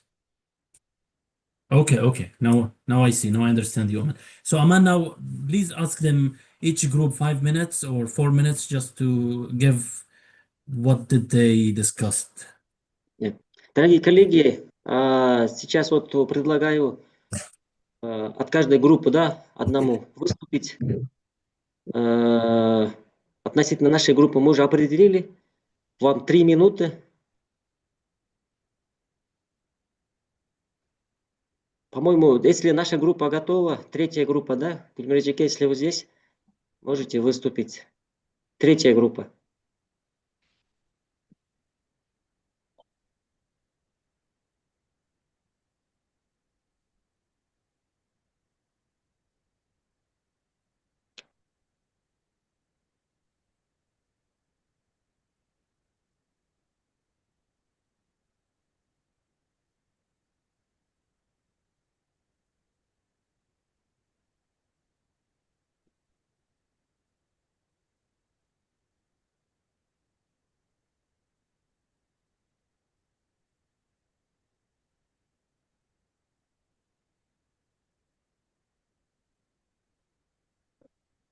Так, коллеги, немножко у меня ноутбук подвисает.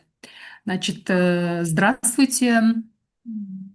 Очень рада сегодня быть участником сегодняшнего вебинара. Очень интересная и такая злободневная тема сегодня обсуждается.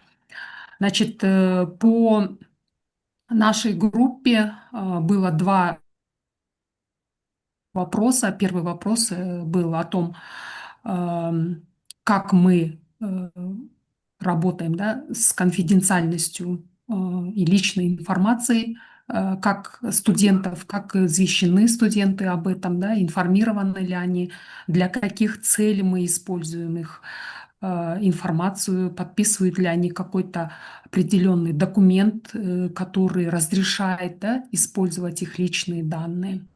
Значит, мы обсудили в нашей группе с коллегами и сделали такие выводы о том, что да, мы на основе закона о конфиденциальности, да, и сохранности личных данных во всех вузах нашей страны ограничен доступ к личным данным студентов. В частности, в нашем университете, на примере, если взять наш университет, Кыргызский государственный технический университет имени Разакова, то у нас доступ к личным карточкам успеваемости студентов имеют только ограниченные лица. То есть если до этого все имели доступ к этому, то после принятия закона мы ограничили доступ к этим личным данным. Значит, студентов мы в устной форме на кураторских часах в большинстве вузов информируем о том, что мы собираем, храним, используем личные данные студентов. Если в некоторых вузах подписываются какие-то письменные соглашения со студентами об использовании их личных данных, то в некоторых вузах пока это не осуществляется. Значит, что касается цифрового поведения, политики о цифровом поведении, хранении, то в этом случае вот как раз-таки вот студенты не подписывают, да, в большинстве случаев документы о том, что они согласны на использование их данных. Что касается второго вопроса об академической честности и использовании, разрешении использования искусственного интеллекта в работе, здесь в большинстве вузов и есть положение об антиплагиате, то есть допустимая процент оригинальности, да, работ, курсовых работ и выпускных квалификационных работ. Ну, я хочу сказать, что в частности в КГТУ пока мы курсовые работы на антиплагиат не проверяем, проверяем только выпускные квалификационные работы и выпускные работы магистрантов, а также PhD-студентов и аспирантов. Значит, пункта о использовании ИИ или, точнее, норме, да, использования ИИ в большинстве в этих положениях нет. Также пока нет нормативов по использованию искусственного интеллекта профессорско-преподавательским составом. То есть насколько мы тоже можем использовать ИИ, допустим, когда делаем лекции, презентации, да, что-то новое там раскрываем и так далее. Так, у меня все, коллеги, пожалуйста.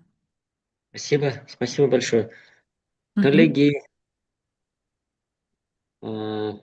первая группа, да, по-моему, или вторая группа? Здравствуйте. Первая группа тоже готовы. Хотели бы тоже озвучить.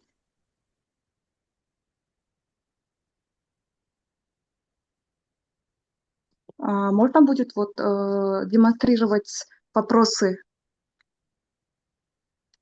поставить на демонстрацию, да, перечень вопросов, которые были разделены по комнатам, да?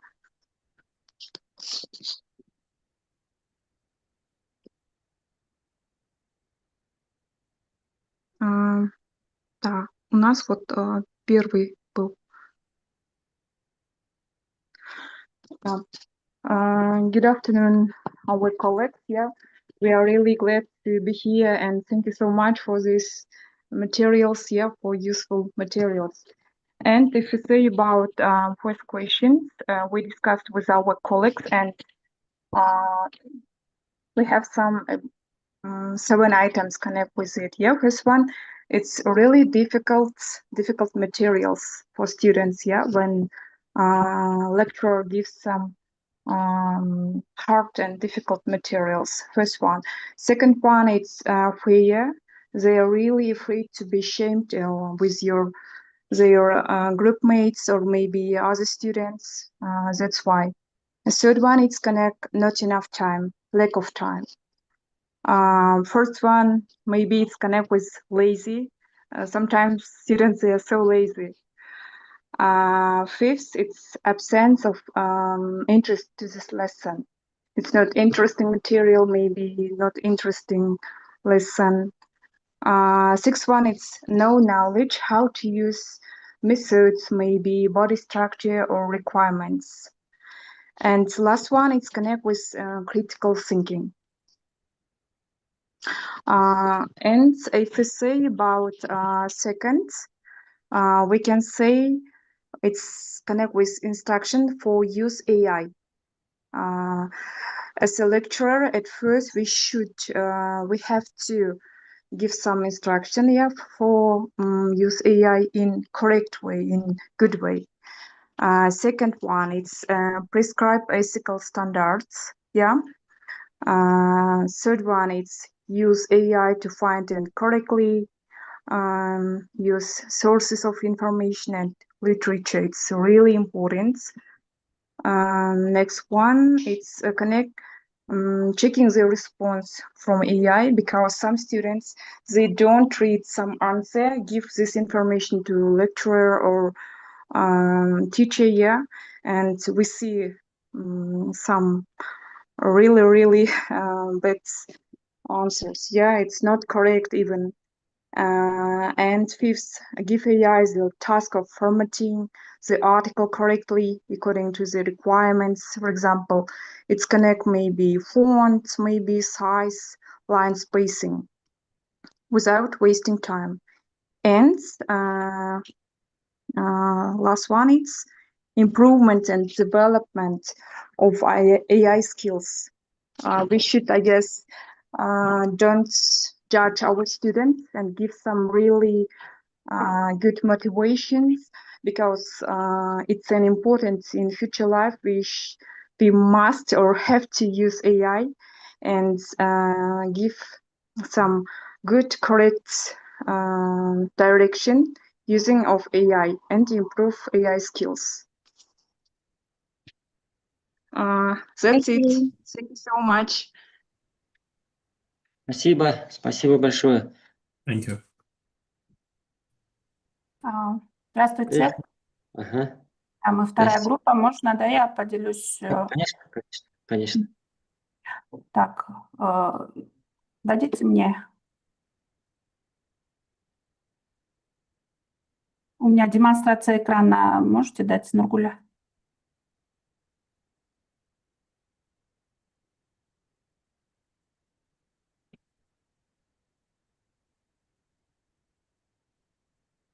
Так. Хорошо. Но мы в нашей группе обсудили, насколько часто вы используете искусственный интеллект в своей работе и какие риски существуют. Это был первый вопрос. Но действительно все коллеги используют искусственный интеллект для разработки заданий и для оценивания. И, конечно же, к чему это может привести? Это студенты, не только студенты и преподаватели здесь уже теряют возможность анализа, самостоятельного принятия решения. И также студенты потом в дальнейшем не смогут проверять факты, делать выводы. И отсюда появляется меньше живое общение Если, например, мы делаем задания сами, это будет более проходить в живом формате, да? Так, то есть снижение критического мышления студентов и самостоятельного анализа. Также здесь риск межличностного отношения. Например, если работают в группе обычно, да, они обсуждают, каждый говорит свою идею. А если, значит, студенты будут брать материалы и ответы с искусственного интеллекта, они автоматически будут писать эти все записи, например, в презентациях или в каких-то программах. А вот именно межличного общения тоже не будет здесь. Так, и у нас второй вопрос был. Второй вопрос – этические нормы использования искусственного интеллекта при оценивании знаний студентов. Но здесь, конечно, студенты, во-первых, должны знать, что при оценивании их работ могут быть использован искусственный интеллект. И здесь, конечно, личные данные студентов должны быть, личные данные студентов и преподавателей здесь должны быть защищены. И, конечно же, здесь важно, что окончательная оценка должна быть за преподавателем, а искусственный интеллект должен быть использован только как помощник. Вот такие у нас результаты нашего обсуждения. Спасибо. Спасибо, спасибо большое.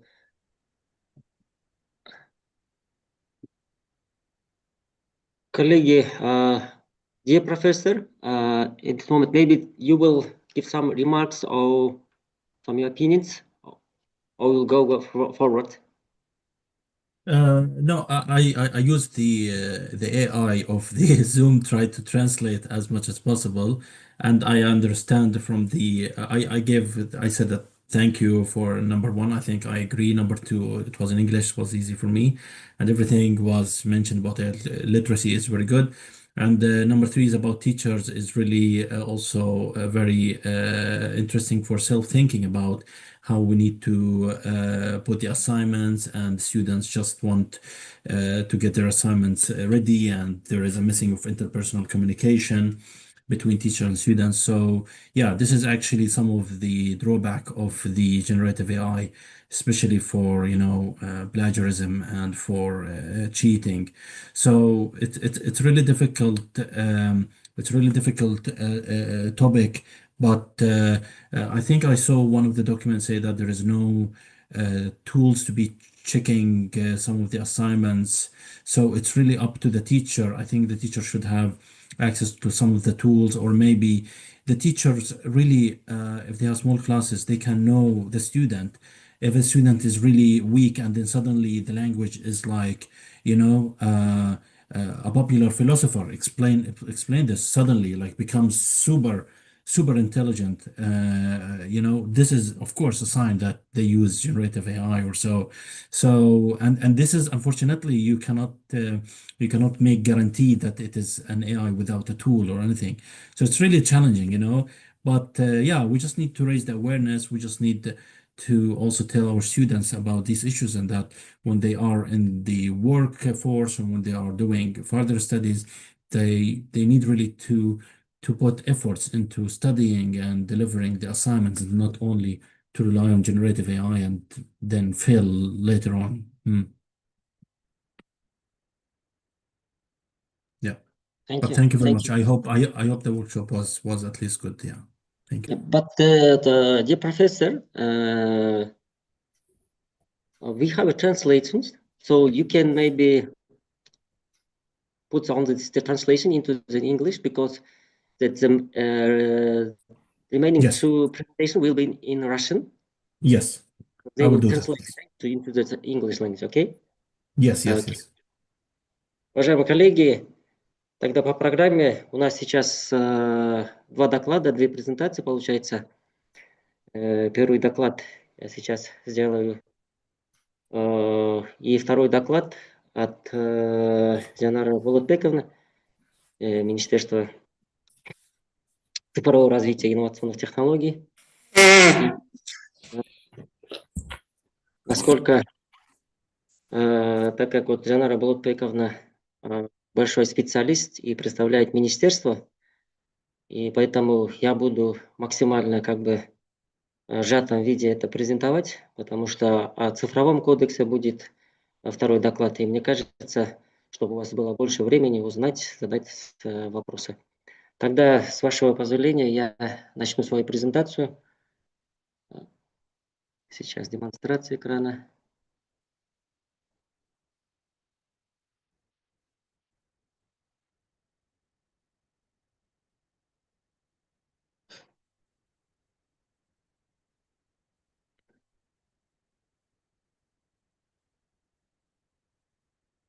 Коллеги, надеюсь, видно, да? Да, все видно. Спасибо. Коллеги, ну, надеюсь, мы получили очень хорошую ценную информацию относительно цифровой этики от нашего уважаемого профессора. И моя презентация будет о том, чему должны учить университеты. И прежде чем ответить на этот вопрос, позвольте остановиться на нескольких моментах. Во-первых, как мы все привыкли, мы думаем, что цифровизация – это как технический процесс, это как бы интернет, сервера, искусственный интеллект и тому подобное. Но в моем докладе я хочу остановиться о человеке в цифровом мире. То есть цифровое общество, вот 21 век – это век как бы цифровизации, инноваций и человек в цифровом мире. То есть о том, как мы защищаем его данные, как формируем культуру поведения в сети, как воспитываем ответственное отношение к технологиям и какую роль должны сыграть университеты в этом процессе. Мой доклад «Цифровая этика, цифровые компетенции в высшем образовании Кыргызстана», чему должны учить школы и университеты. Но про школы я не буду останавливаться. Давайте рассмотрим университеты, да? И относительно понять, насколько мы как бы живем в цифровом мире, я вот привел некоторые данные, ну, это, мне кажется, это видно, на начало 2025 года. Я только что посмотрел, оказывается, есть свежие данные. Сегодня уже, на сегодняшний день в Кыргызстане именно количество интернет-пользователей уже где-то больше 7 миллионов. 7 миллионов. Но это со всеми, кто наши граждане, туристы, которые временно здесь находятся, иностранные студенты и тому подобное, да. То есть по охвату интернет-пользователей, да, по как бы, мировым стандартам, у нас как бы 89% почти 90% как бы охвачены интернетом. Активные пользователи мобильных как бы, подключений или мобильных связей, это где интернет, мобильный интернет, это где-то 11, почти 12 миллионов, 11,5 миллионов подключений. И на сегодняшний день, оказывается, уже количество пользователей социальных сетей, это уже 3,5 миллиона человек в Кыргызстане. Почти половина населения – это как бы пользователи социальных сетей. И таким образом интернет, получается, это не дополнительная среда, это уже основная среда жизни, обучения и коммуникации в нашем обществе. И если университет не присутствует в этой среде, институционально, воспитательно и этически, то мы перестаем быть воспитательным институтом 21 века. И почему цифровая этика стала критически важной именно сегодня, именно вот в 21 веке? Да? Потому что именно в нашей стране. Потому что есть несколько процессов, фактов. Первый – это цифровая трансформация в Кыргызстане очень ускоряется. Мы приняли цифровой кодекс, у нас есть целая концепция по цифровой трансформации, у нас есть целая программа по повышению цифровой грамотности. И вот сейчас уже, оказывается, разрабатывается и вот стратегия по искусственному интеллекту. Мы видим, что процессы, которые ведут к наблюдению, допустим, усиливается регулирование контента, фейков, растут технологии наблюдения. И то есть уже цифровой мир уже существует, это реально. Все наши данные уже как бы через Тундук мы получаем, справки и так далее. В университетах уже системы, LMS-системы, CRM, не просто там хранение, обработка данных персональных или других данных студентов и преподавателей. Уже появляются, в других странах появляются платформы без преподавателей с использованием искусственного интеллекта и машин learning. Поэтому уже искусственный интеллект, цифровизация как бы стала реальностью, да, нашей жизни. И самое главное вот здесь, это не только, по-моему, у нас, но во всех странах, во всем мире, технологии становятся мощнее, а цифровая культура людей растет медленнее. То есть, если посмотреть на Кыргызстан, у нас как минимум 10 лет, да, последние 10 лет мы работаем над цифровизацией. Да? Цифровизация, Түндүк, очень много программ, очень много проектов. Но именно вот цифровая грамотность населения, цифровая этика, вот это как бы отстает. Технологии, процессы идут быстрыми темпами, а именно формирование культуры, именно цифровой культуры, она отстает, сильно отстает.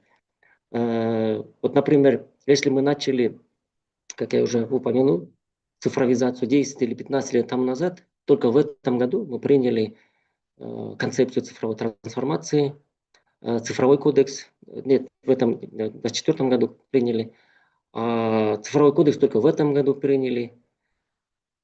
А по факту именно целую программу, государственную программу, правительственную программу по повышению цифровой грамотности мы приняли только в этом году.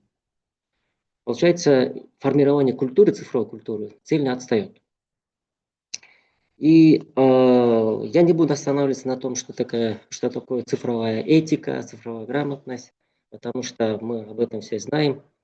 Чтобы сократить эту презентацию, давайте остановиться на нескольких моментах. Да? Что сегодня происходит в Кыргызстане? Я уже упомянул некоторые. Про цифровую трансформацию страны. Принята концепция трансформация Кыргызской республики, концепция цифровой трансформации Кыргызской республики на 2004 и 2008 годы. Главная цель этой концепции – экономическое развитие и повышение качества жизни через цифровизацию. И в концепции вот определяется 5 приоритетных направлений. Первое – это цифровое государственное управление, развитие инфраструктуры, цифровой инфраструктуры, цифровые навыки и образование, развитие цифровой экономики и кибербезопасность. То есть мы можем, вот для нас, что касается нас, вузов, университетов, образование и цифровые навыки включены как стратегический приоритет государства, а не как техническая задача. И вы знаете, что последние годы именно на цифровизацию уделяется очень пристальное внимание, реализуются очень большие проекты, не только в сфере образования и других отраслях, даже вот развитие цифровой экономики Кыргызстан уже, мне кажется, опережает другие страны региона. И вот на уровне президента, на уровне кабинета министров уже у вузов спрашивают кадры. Есть ли у вас кадры квалифицированные, которые способны возглавить этот процесс, которые будут полезными для осуществления именно цифровой трансформации. Это концепция цифровой трансформации, это общее видение государства, дорожная карта, стратегия. И в рамках этой концепции в этом году был принят цифровой кодекс. Про цифровой кодекс будет отдельный доклад. И поэтому сейчас я не буду останавливаться на цифровом кодексе.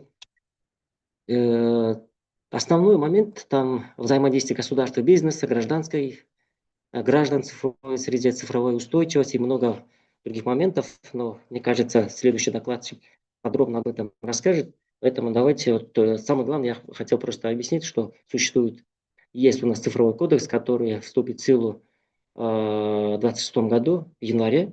Цифровой кодекс уже принят. И этот кодекс уже объединяет очень многие моменты, очень много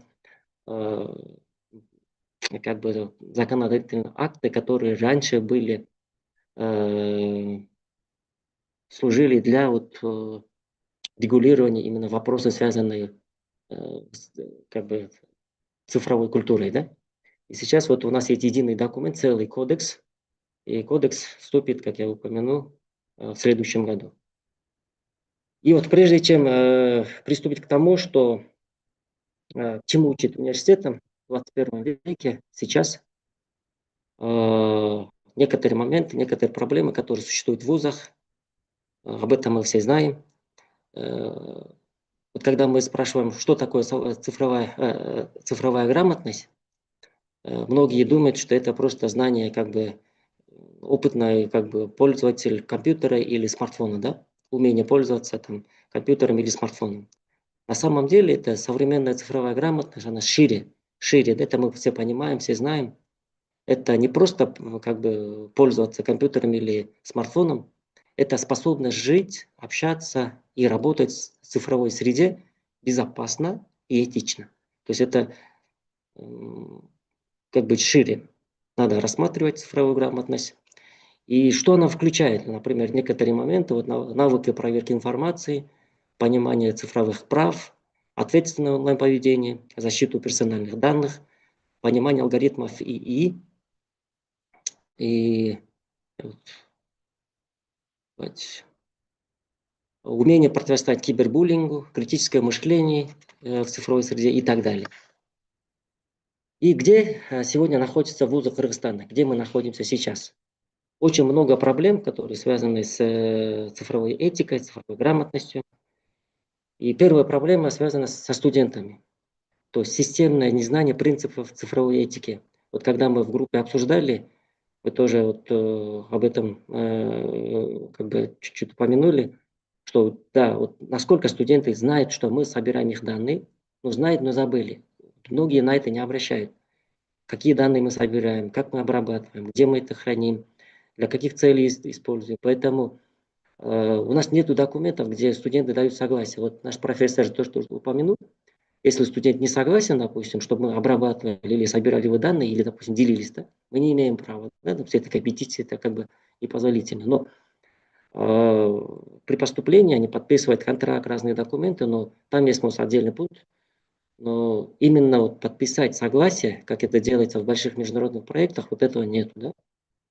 Например, есть очень много вопросов касаемо цифровой грамотности, цифровой этики. Были очень много случаев, когда вот профессора, доктора наук стали жертвами элементарного цифрового мошенничества. Элементарно. И это говорит о том, что, вот помните, да, обращались к президенту, Хамзин Кудышевичу, да, вот, с просьбой принять меры и так далее. Да. Но это были элементарное мошенничество, цифровое мошенничество. И это говорит о том, что действительно именно ситуация с цифровой грамотностью у нас очень плохо, да, в данное время. И вот студенты вот с трудом отличают достоверные источники, не соблюдают правила цифровой безопасности, делятся своими данными своих друзей, допустим, без спроса, без получения согласия и так далее. Это как бы очень часто практикуется. И вторая большая проблема, вот у нас профессор тоже спрашивал, это был второй вопрос, относительно политики университетов. Сегодня, к сожалению, в Кыргызстане в большинстве вузов отсутствует институциональные политики цифровой этики. Вот, как правило, нет кодексов цифровой этики, нет политики использования искусственного интеллекта, нет политики защиты данных. Может, мы будем ссылаться на законы, на какие-то, но мне кажется, у вузов должна быть своя политика, разработанные правила, инструкции, внутренние документы, да, и не просто наличие, а все должны знать, руководители, сотрудники, преподаватели, все должны знать и вот применять на практике, да. В итоге вот из-за того, что у университетов нет единой политики в этой сфере, университеты юридически уязвимы и управленчески слабы в цифровой среде.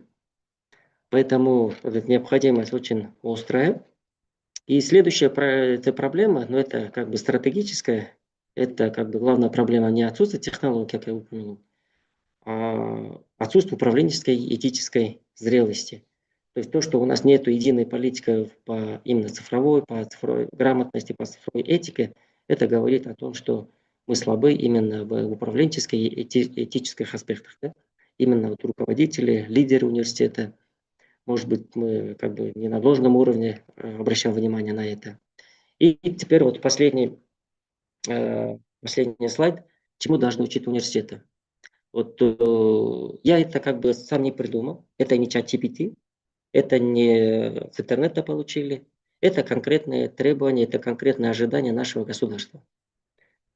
Прежде я упомянул, что у нас был принят в этом году, 14 февраля 2025 года, в этом году принята программа, целая программа повышения цифровой грамотности и обучения цифровым навыкам на 25 и 26 годы.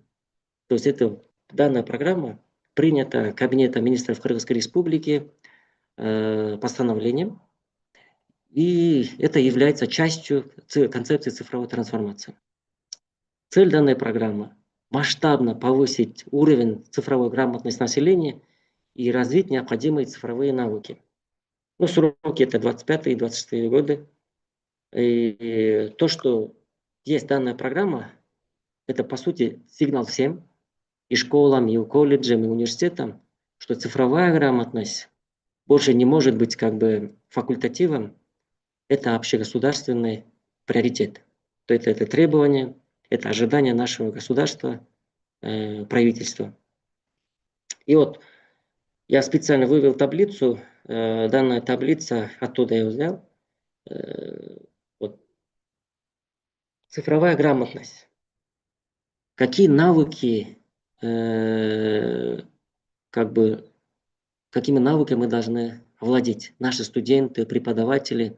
Вот в основном здесь вот про все население Кыргызстана, да, это как бы масштабное просвещение, речь идет о масштабном просвещении, но когда это касается нас, здесь вот четко разделили на подгруппы, здесь целых 5 блоков, и по 5 блокам, мне кажется, вузы должны работать. Первый блок, если мы посмотрим, это основные цифровые навыки, работа с компьютерами, смартфонами, офисными приложениями, управление файлами. Как бы это базовый уровень, без которого студент или преподаватель не может эффективно учиться и работать. Второй блок – это информационная и дата-грамотность. То есть поиск информации в интернете, оценка достоверности и качества источников, управление и организация данных. Здесь как раз начинается тот самый фундамент цифровой этики, то есть умение отличать факты от манипуляций, понимать, что такое ответственное обращение с данными.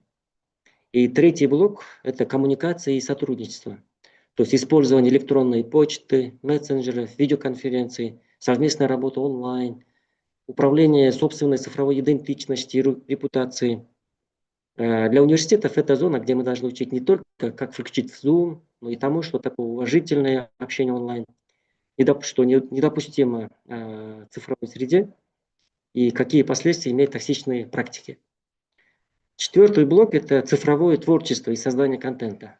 Мне кажется, это очень важно для нас, потому что, да, использовать разные там цифровые технологии, программы, харды, да, аппараты – это одно, но создать что-то, контент – это совсем другое. Поэтому четвертый блок – это цифровое творчество и создание контента.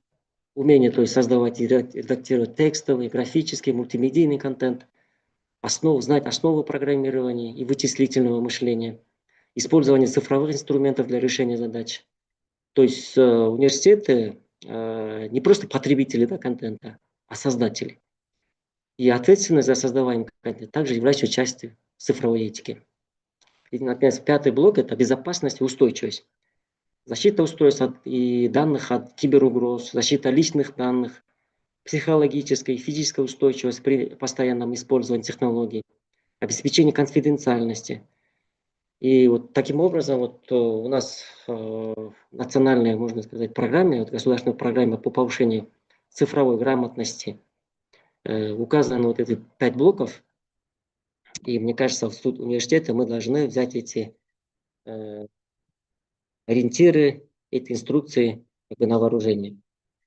И как бы подытоживая, я хочу просто говорить, цифровая этика – это не предмет, как это культура управления знаниями, технологиями и человеком.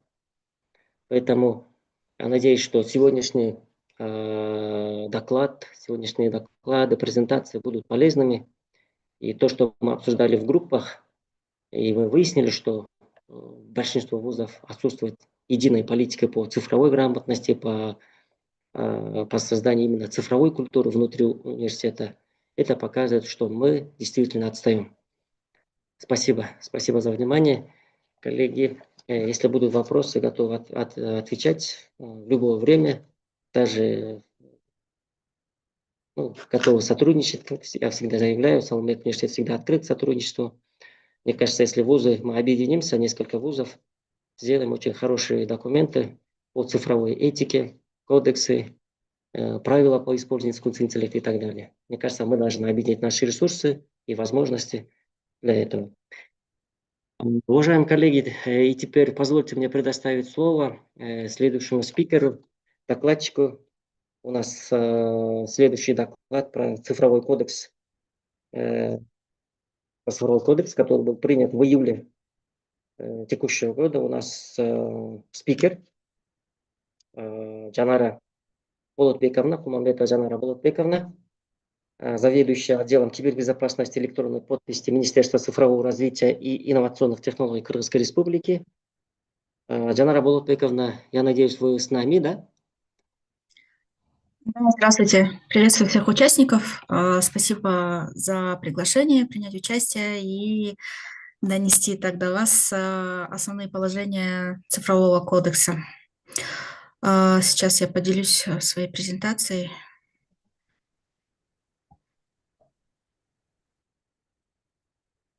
Амангельди, я не могу поделиться, пока у вас открыто. Я сейчас закрою. Да. Все. Угу. Жанара Болотбековна, спасибо вам за согласие. Я очень рада всегда помогать студентам осваивать новое законодательство, потому что цифровой кодекс для многих очень непонятен. Вот. Единственное, я очень извиняюсь, у меня ограниченное время до 5:30, потому что у меня там дальше будет следующая встреча. Постараюсь все уложиться в это время. Сейчас, минутку. Вы видите, да, мой экран? Да, видно.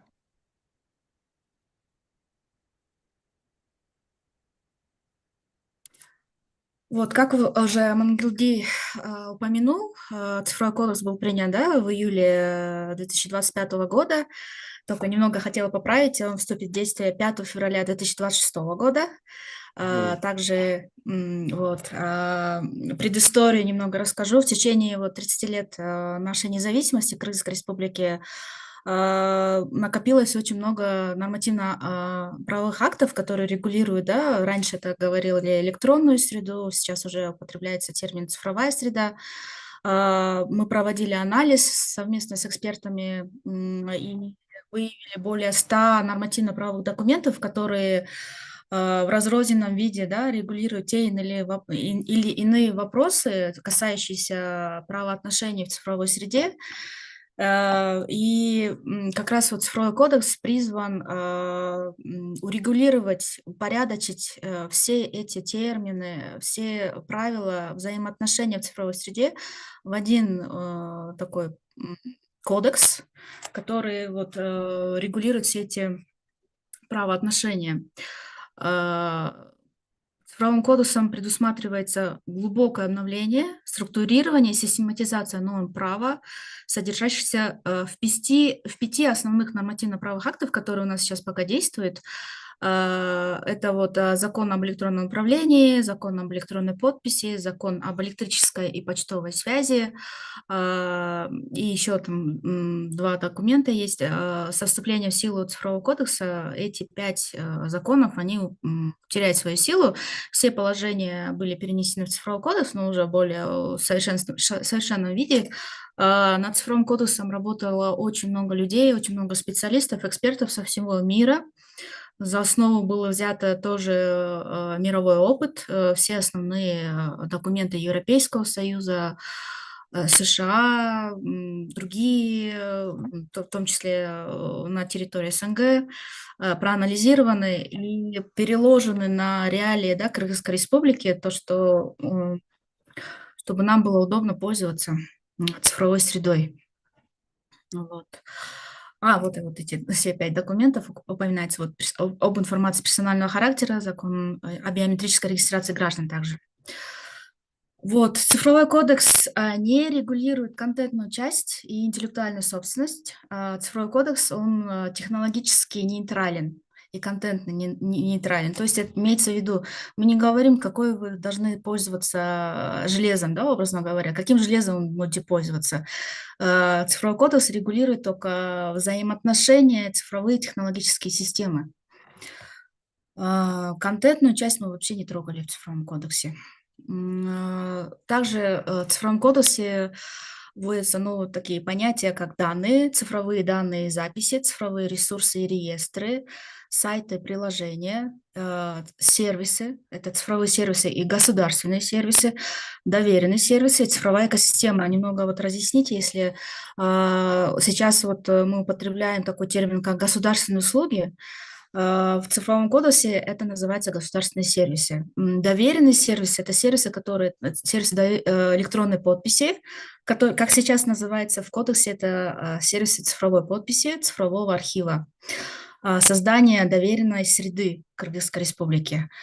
И технологические системы – это центры обработки данных, телекоммуникационные сети и системы искусственного интеллекта. И также делятся на инфраструктуру, земли, здания, строения, сооружения и доступ к инфраструктуре.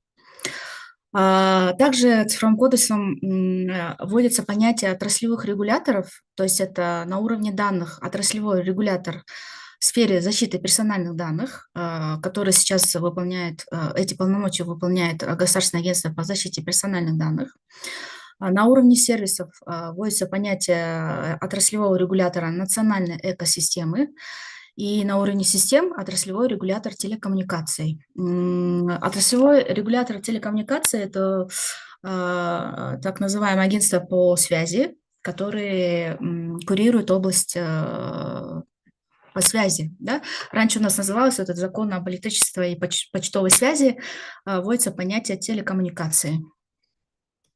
Цифровые данные и ресурсы регулируются общим положением о регулировании больших данных, интернет-вещей, регулируется, то есть понятия из закона о защите персональных данных переведены в цифровой кодекс. Также регулируется понятие пространственных данных и цифровых реестров. Есть по цифровым сервисам главы отдельные по общее положение о цифровых сервисах, государственный сервис, национальная цифровая экосистема, сервисы цифрового благополучия, доверенный сервис, телекоммуникационные сервисы, и по техносистеме это общее положение, регулирование, телекоммуникационные сети и система искусственного интеллекта регулируются. Также в цифровом кодексе вводится понятие как специальное регулирование, это так называемые песочницы.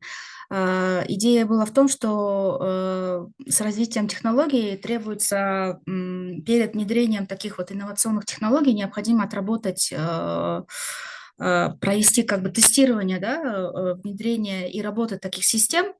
Поэтому по инициативе любого субъекта вносится такое предложение по специальному регулированию регулятору. И так как это специальное регулирование, которое освобождает от некоторых обязанностей законодательных, то данное специальное регулирование утверждается президентом и на 3 года только. По результатам тестовых таких работ в течение 3 лет при достижении каких-то результатов положительных, то это выливается в внесение изменений в законы и развитие уже на постоянной основе данных инновационных систем и сервисов. Если же такой результат будет отрицательным, то указ президента о специальном регулировании отменяется, и на этом вопрос закрывается. Так же, как вот Амангельди тоже говорил, в цифровым кодексом вносится понятие такое, как цифровая устойчивость. То есть мы все знаем, что кибербезопасность, защита систем состоит из 3 основных, да, столпов. Это цифровая устойчивость, кибербезопасность и защита данных. В цифровом кодексе внедряется понятие как цифровая устойчивость, управление рисками, то есть рискоориентированная разработка информационных технологических систем. А уже отдельные нормы обеспечения кибербезопасности регулируются законом о кибербезопасности Кыргызской Республики, который был принят в 2024 году, и подзаконными актами по безопасности. Вот в цифровом кодексе также внедряется, регулируются цифровые пространственные данные, да, геоданные. Это данные о местоположении, координаты, то есть то, что мы всегда повседневно мы все используем, когда пользуемся различными картами с отслеживанием местоположения. Также отдельно регулируются картографические данные о взаимном расположении объектов, то есть это оцифровка бумажных карт и создание цифровых картографических карт. И геодезические о строении Земли. Основные научные данные необходимы для защиты окружающей среды и проведения исследований. То есть это предоставление данных на цифровой карте, взаимодействие через API с помощью геосайта, с помощью спутников. Какие изменения в части регулирования персональной информации? То есть вносится такое изменение, что меняются процедуры получения согласия. То есть сейчас в законе о защите персональных данных необходимо обязательно согласие субъекта персональных данных на обработку его данных. Да? Мы в цифровом кодексе в соответствии с новейшими, да, технологиями, зачастую, когда вы даете согласие на обработку своих данных, вы просто ставите галочку swap, да, как так называемый. Поэтому в цифровом кодексе мы это все указали, что не обязательно только давать письменное согласие или заполнять какую-то специальную форму, достаточно поставить галочку, ознакомиться с правилами обработки ваших данных и согласиться. Вас не слышно. Я извиняюсь. Сейчас, минутку. Да, все, теперь слышно. Слышно? Все. То есть, получается, в соответствии с цифровым кодексом можно дать свое согласие, просто поставив галочку на условиях обработки персональных данных, и вводится понятие обработки персональных данных на основе договорных отношений. То есть, если есть договорные отношения, то не нужно уже давать свое отдельное согласие на обработку. И дается понятие как юридически значимые использование технологий при обработке данных. Это, то есть, при использовании искусственного интеллекта, больших данных необходимо соблюдать особые требования по защите персональных данных. И вводится понятие как защита персональных данных детей. Есть тоже требования по форме согласия по обработке персональных данных детей. То есть они должны быть, они должны быть преподнесены как бы в понятном виде, чтобы ребенок мог понять, какие данные обрабатываются. То есть сейчас зачастую, когда вы даете свое согласие на обработку данных в тех же социальных сетях, это многостраничные документы, которые ребенку очень сложно понять. И поэтому в цифровом кодексе было решено отдельно прописать, что когда ребенок пользуется интернетом или технологическими системами, когда он дает согласие или его родители дают согласие на обработку его персональных данных, эти правила должны быть изложены в доступной форме. Относительно технологических систем, многих вопросов возникает, что такое технологические системы. Сейчас мы используем такое понятие, как информационная система. Цифровым кодексом мы меняем термин на технологическую систему, потому что информационная система немного на данный момент уже устарело понятие, потому что даже вот картотека в бумажном виде, как здесь, уже можно сказать, что это информационная система, потому что, ну, как бы информация систематизирована, она несет, содержит в себе информацию, чем не информационная система. Поэтому, чтобы именно выделить именно те системы, которые функционируют в цифровой среде, вводится понятие как технологическая система, это, то есть это цифровые структуры, программы, базы данных и обработка именно цифровых данных. И вводится понятие как пользователь, сторона, реализовавшая доступность системы, владелец, сторона, разработавшая или получившая право на управление, и потребитель, сторона, использующая сервис на основе техносистемы. То есть это владелец, это та организация или госорган, который является автором этой технологической системы или которая получила использовать эти технологические системы в своей работе для своих же систем. И пользователь это уже, который агрегирует эти все доступные технологические системы, уже и доносят до потребителя. То есть тот, кто, это уже все граждане, да, обычные пользователи, которые пользуются данными технологическими системами. Очень важный вопрос для студентов, наверное, технических профессий, будущих разработчиков, будущих айтишников. То, что в цифровом кодексе регулируется принципы проектирования искусственного интеллекта. То есть уже на данный момент, наверное, уже невозможно представить себе работу в цифровой среде без использования средств искусственного интеллекта. Также это уже такая мировая повестка, что львиная доля стартапов сейчас на данный момент касается именно в области разработки решений с использованием искусственного интеллекта. Поэтому цифровой кодекс призван регулировать средства и правила использования, разработки и использования программ искусственного интеллекта. То есть они должны отвечать основным принципам.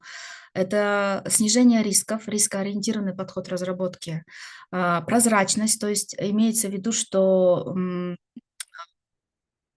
при разработке должен быть четкий текст задания, объяснены должны быть цели разработки данной системы, должна быть точность в изложении, то есть в результатах работы данной технологической системы. Она должна быть надежной, то есть именно должна быть отказоустойчивость, рискоориентированный подход, обеспечена безопасность, кибербезопасность, цифровая устойчивость. И самое главное, центральный элемент условий – это быть под контролем человека всегда. Ограничения по разработке искусственного интеллекта, техносистем искусственного интеллекта – это не должно быть запрещено разрабатывать систему искусственного интеллекта, которые заведомо нарушают закон, повышенной опасности.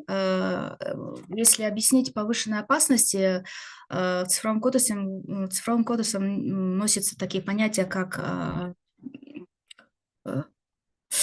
данные, которые называются данные системы повышенной опасности, то есть это охраняемые блага основные, которые защищаются законом, законодательством, это жизнь и здоровье людей, права и свобода человека и гражданина, окружающая среда, обороноспособность государства, национальная безопасность государства и общественный правопорядок.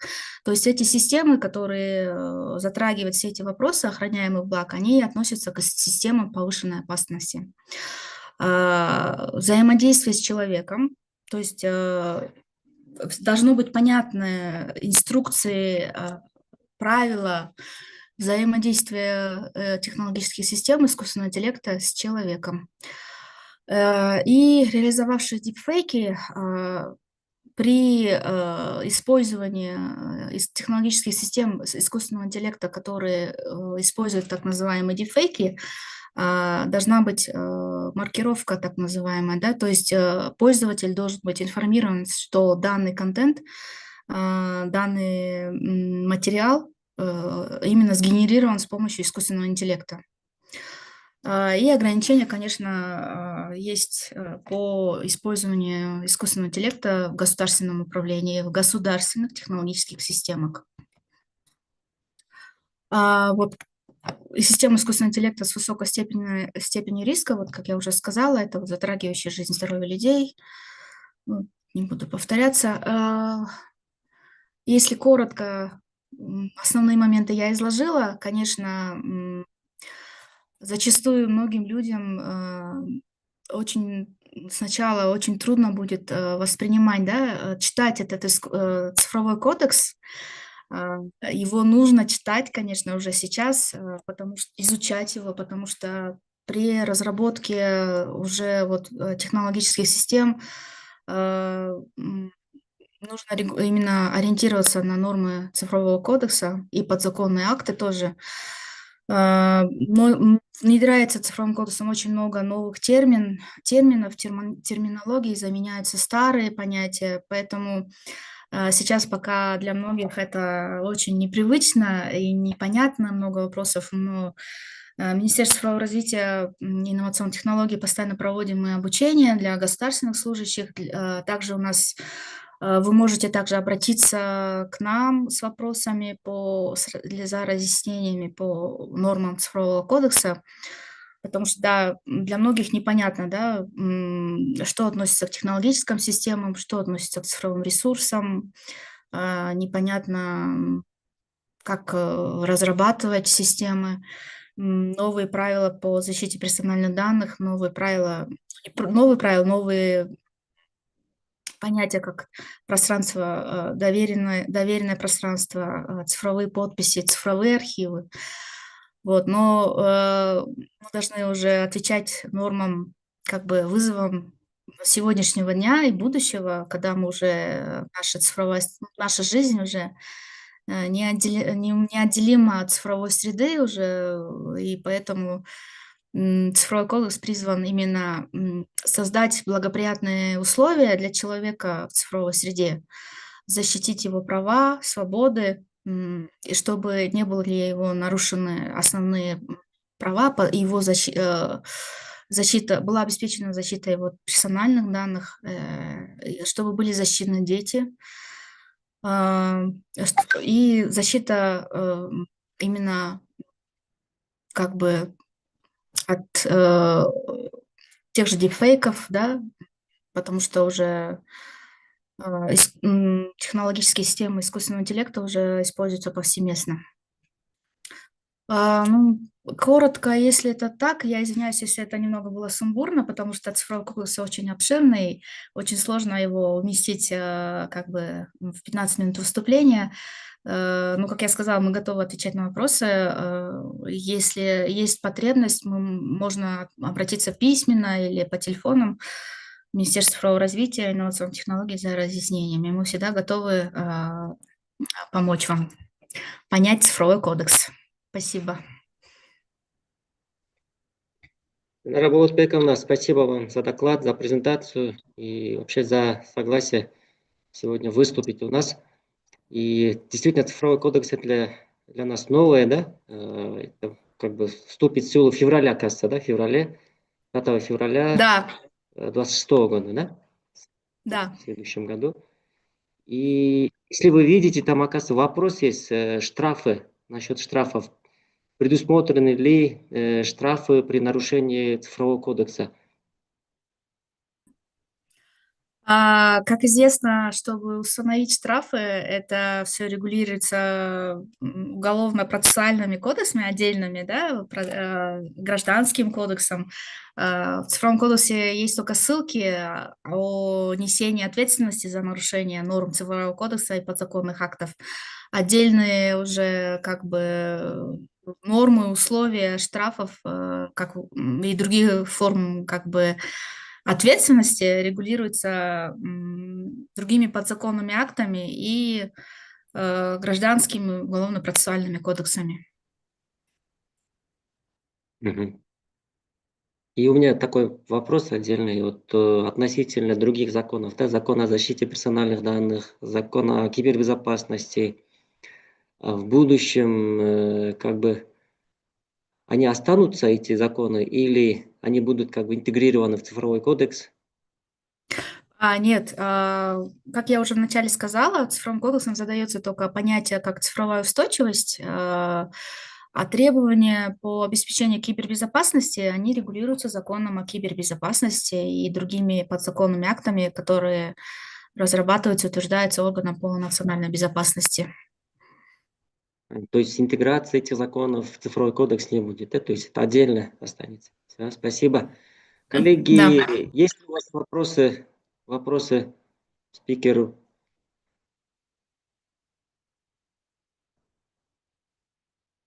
Так.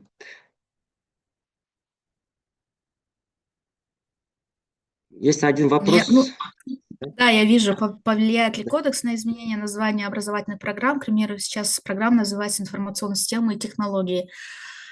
Скорее всего, да, потребуется изменить, но это, конечно же, требует времени по адаптации уже, потому что в феврале невозможно, да, что в феврале все сразу изменилось. Ну да, потому что уже и применяются новые терминологии в соответствии с цифровым кодексом. Всё, спасибо за ответ. Коллеги, других вопросов нету, да? Жанара Болотбековна, тогда вам спасибо большое, огромное спасибо. Надеемся на сотрудничество с вашим министерством, с вами. И вот еще раз большое спасибо.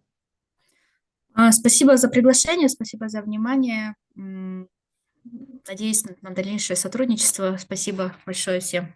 До свидания. Спасибо. Recording in progress.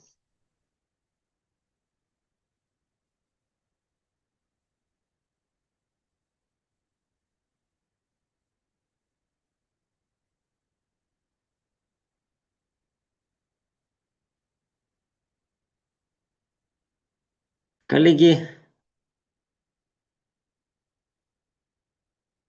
на этом у нас, мне кажется, все.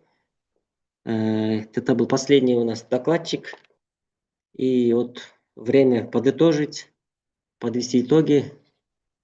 Я хочу дать слово уважаемому профессору, профессор Мухаммад Халил. Можете, может быть, как-то подытожить ваше мнение.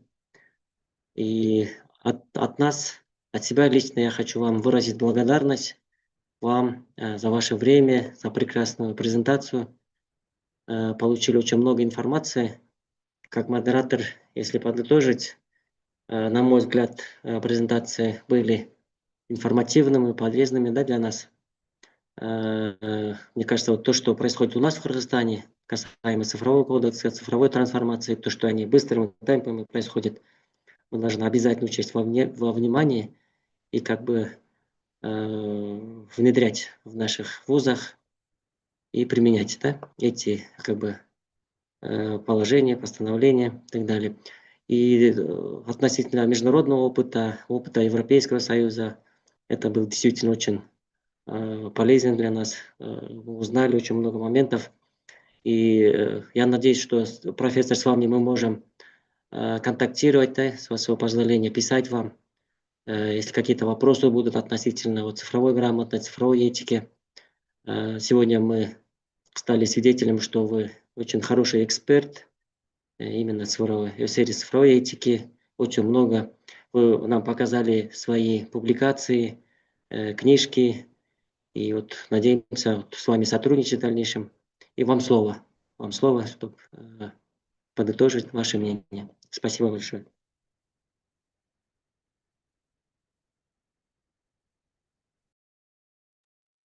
Yes, thank you, Aman, and thanks to all the participants and also also for your presentation, Aman, and your colleagues. I think I really don't have of a big conclusion here. It's just like I think you covered that well, Aman, is that we have to cope up quickly, and I've been hearing here in Europe that we need to cool down a little bit. Is that because it's too fast and we are just running out of energy and time and we can't cope up. It's really very quick. And yeah, I just hope that the presentation was helpful and we will share the slides. And yeah, it's from time to time I keep updating my slides, and I also need to cope up because it's very changing very quickly. So hopefully the presentation, the information here, or at least left you with some self-thought, and it's a very important topic about academic integrity and ethics. So yeah, I hope it has been fruitful, and thank you very much for being here and for the organization, Erasmus Plus office, and all the audience, also the interpreters. Thank you very much. Нургуля, может, вам слово дать? Спасибо большое всем участникам, спикеру, господину Мухаммаду Халилу, модератору. Большое спасибо всем за то, что уделили время, нашли в своем плотном графике, и мы очень надеемся, что информация была очень полезной для вас. Что касается сертификатов, мы всем участникам, зарегистрированным на этот семинар, вышлем опросник. Вы заполните онлайн форме, да, этот опросник анонимный, и после заполнения, как только у нас появится галочка в системе, мы вам вышлем ваши сертификаты. Просим учесть, что сертификаты будут высланы только тем участникам, которые прослушали семинар до конца, а все материалы спикера, все презентации сегодняшних гостей будут, конечно, опубликованы у нас на сайте erasmusplus.kg. И также у нас весь день сегодня была трансляция на нашем YouTube-канале, то есть вы можете еще раз прослушать информацию на YouTube, если кто-то что-то упустил. Так, спасибо всем большое. Thank you, dear Muhammad Khalil. Thank you a lot. All the participants, dear Muhammad Khalil, thank you again for your time, for these nice presentations. And I hope that we will continue our cooperations, because we saw that you are very big experts in this area, in digital ethics. So thank you so much on behalf of our teams, on behalf of from these universities of Kyrgyzstan. We are very thankful for this great and very productive seminar. Thank you. And I once again want to thank you to National Erasmus Office in Kyrgyzstan. Thank you so much. You're really doing very great job for us, for all these universities in Kyrgyzstan. And thank you. Thank you so much. Thank you very much, and I hope next time you invite me in person. I will not accept webinar. Okay? You're welcome. Welcome. Yes, Anytime. I want to taste the food and the coffee and everything. Yeah. Of course. We welcome you. It's great pleasure in Kyrgyzstan. Thank you. Anytime. Thank you. And I hope to see you also in Norway. You're welcome. But not now. It's very cold. Okay. Okay. Goodbye. Thank you. Goodbye. Goodbye. Thank you. Bye. Thank you.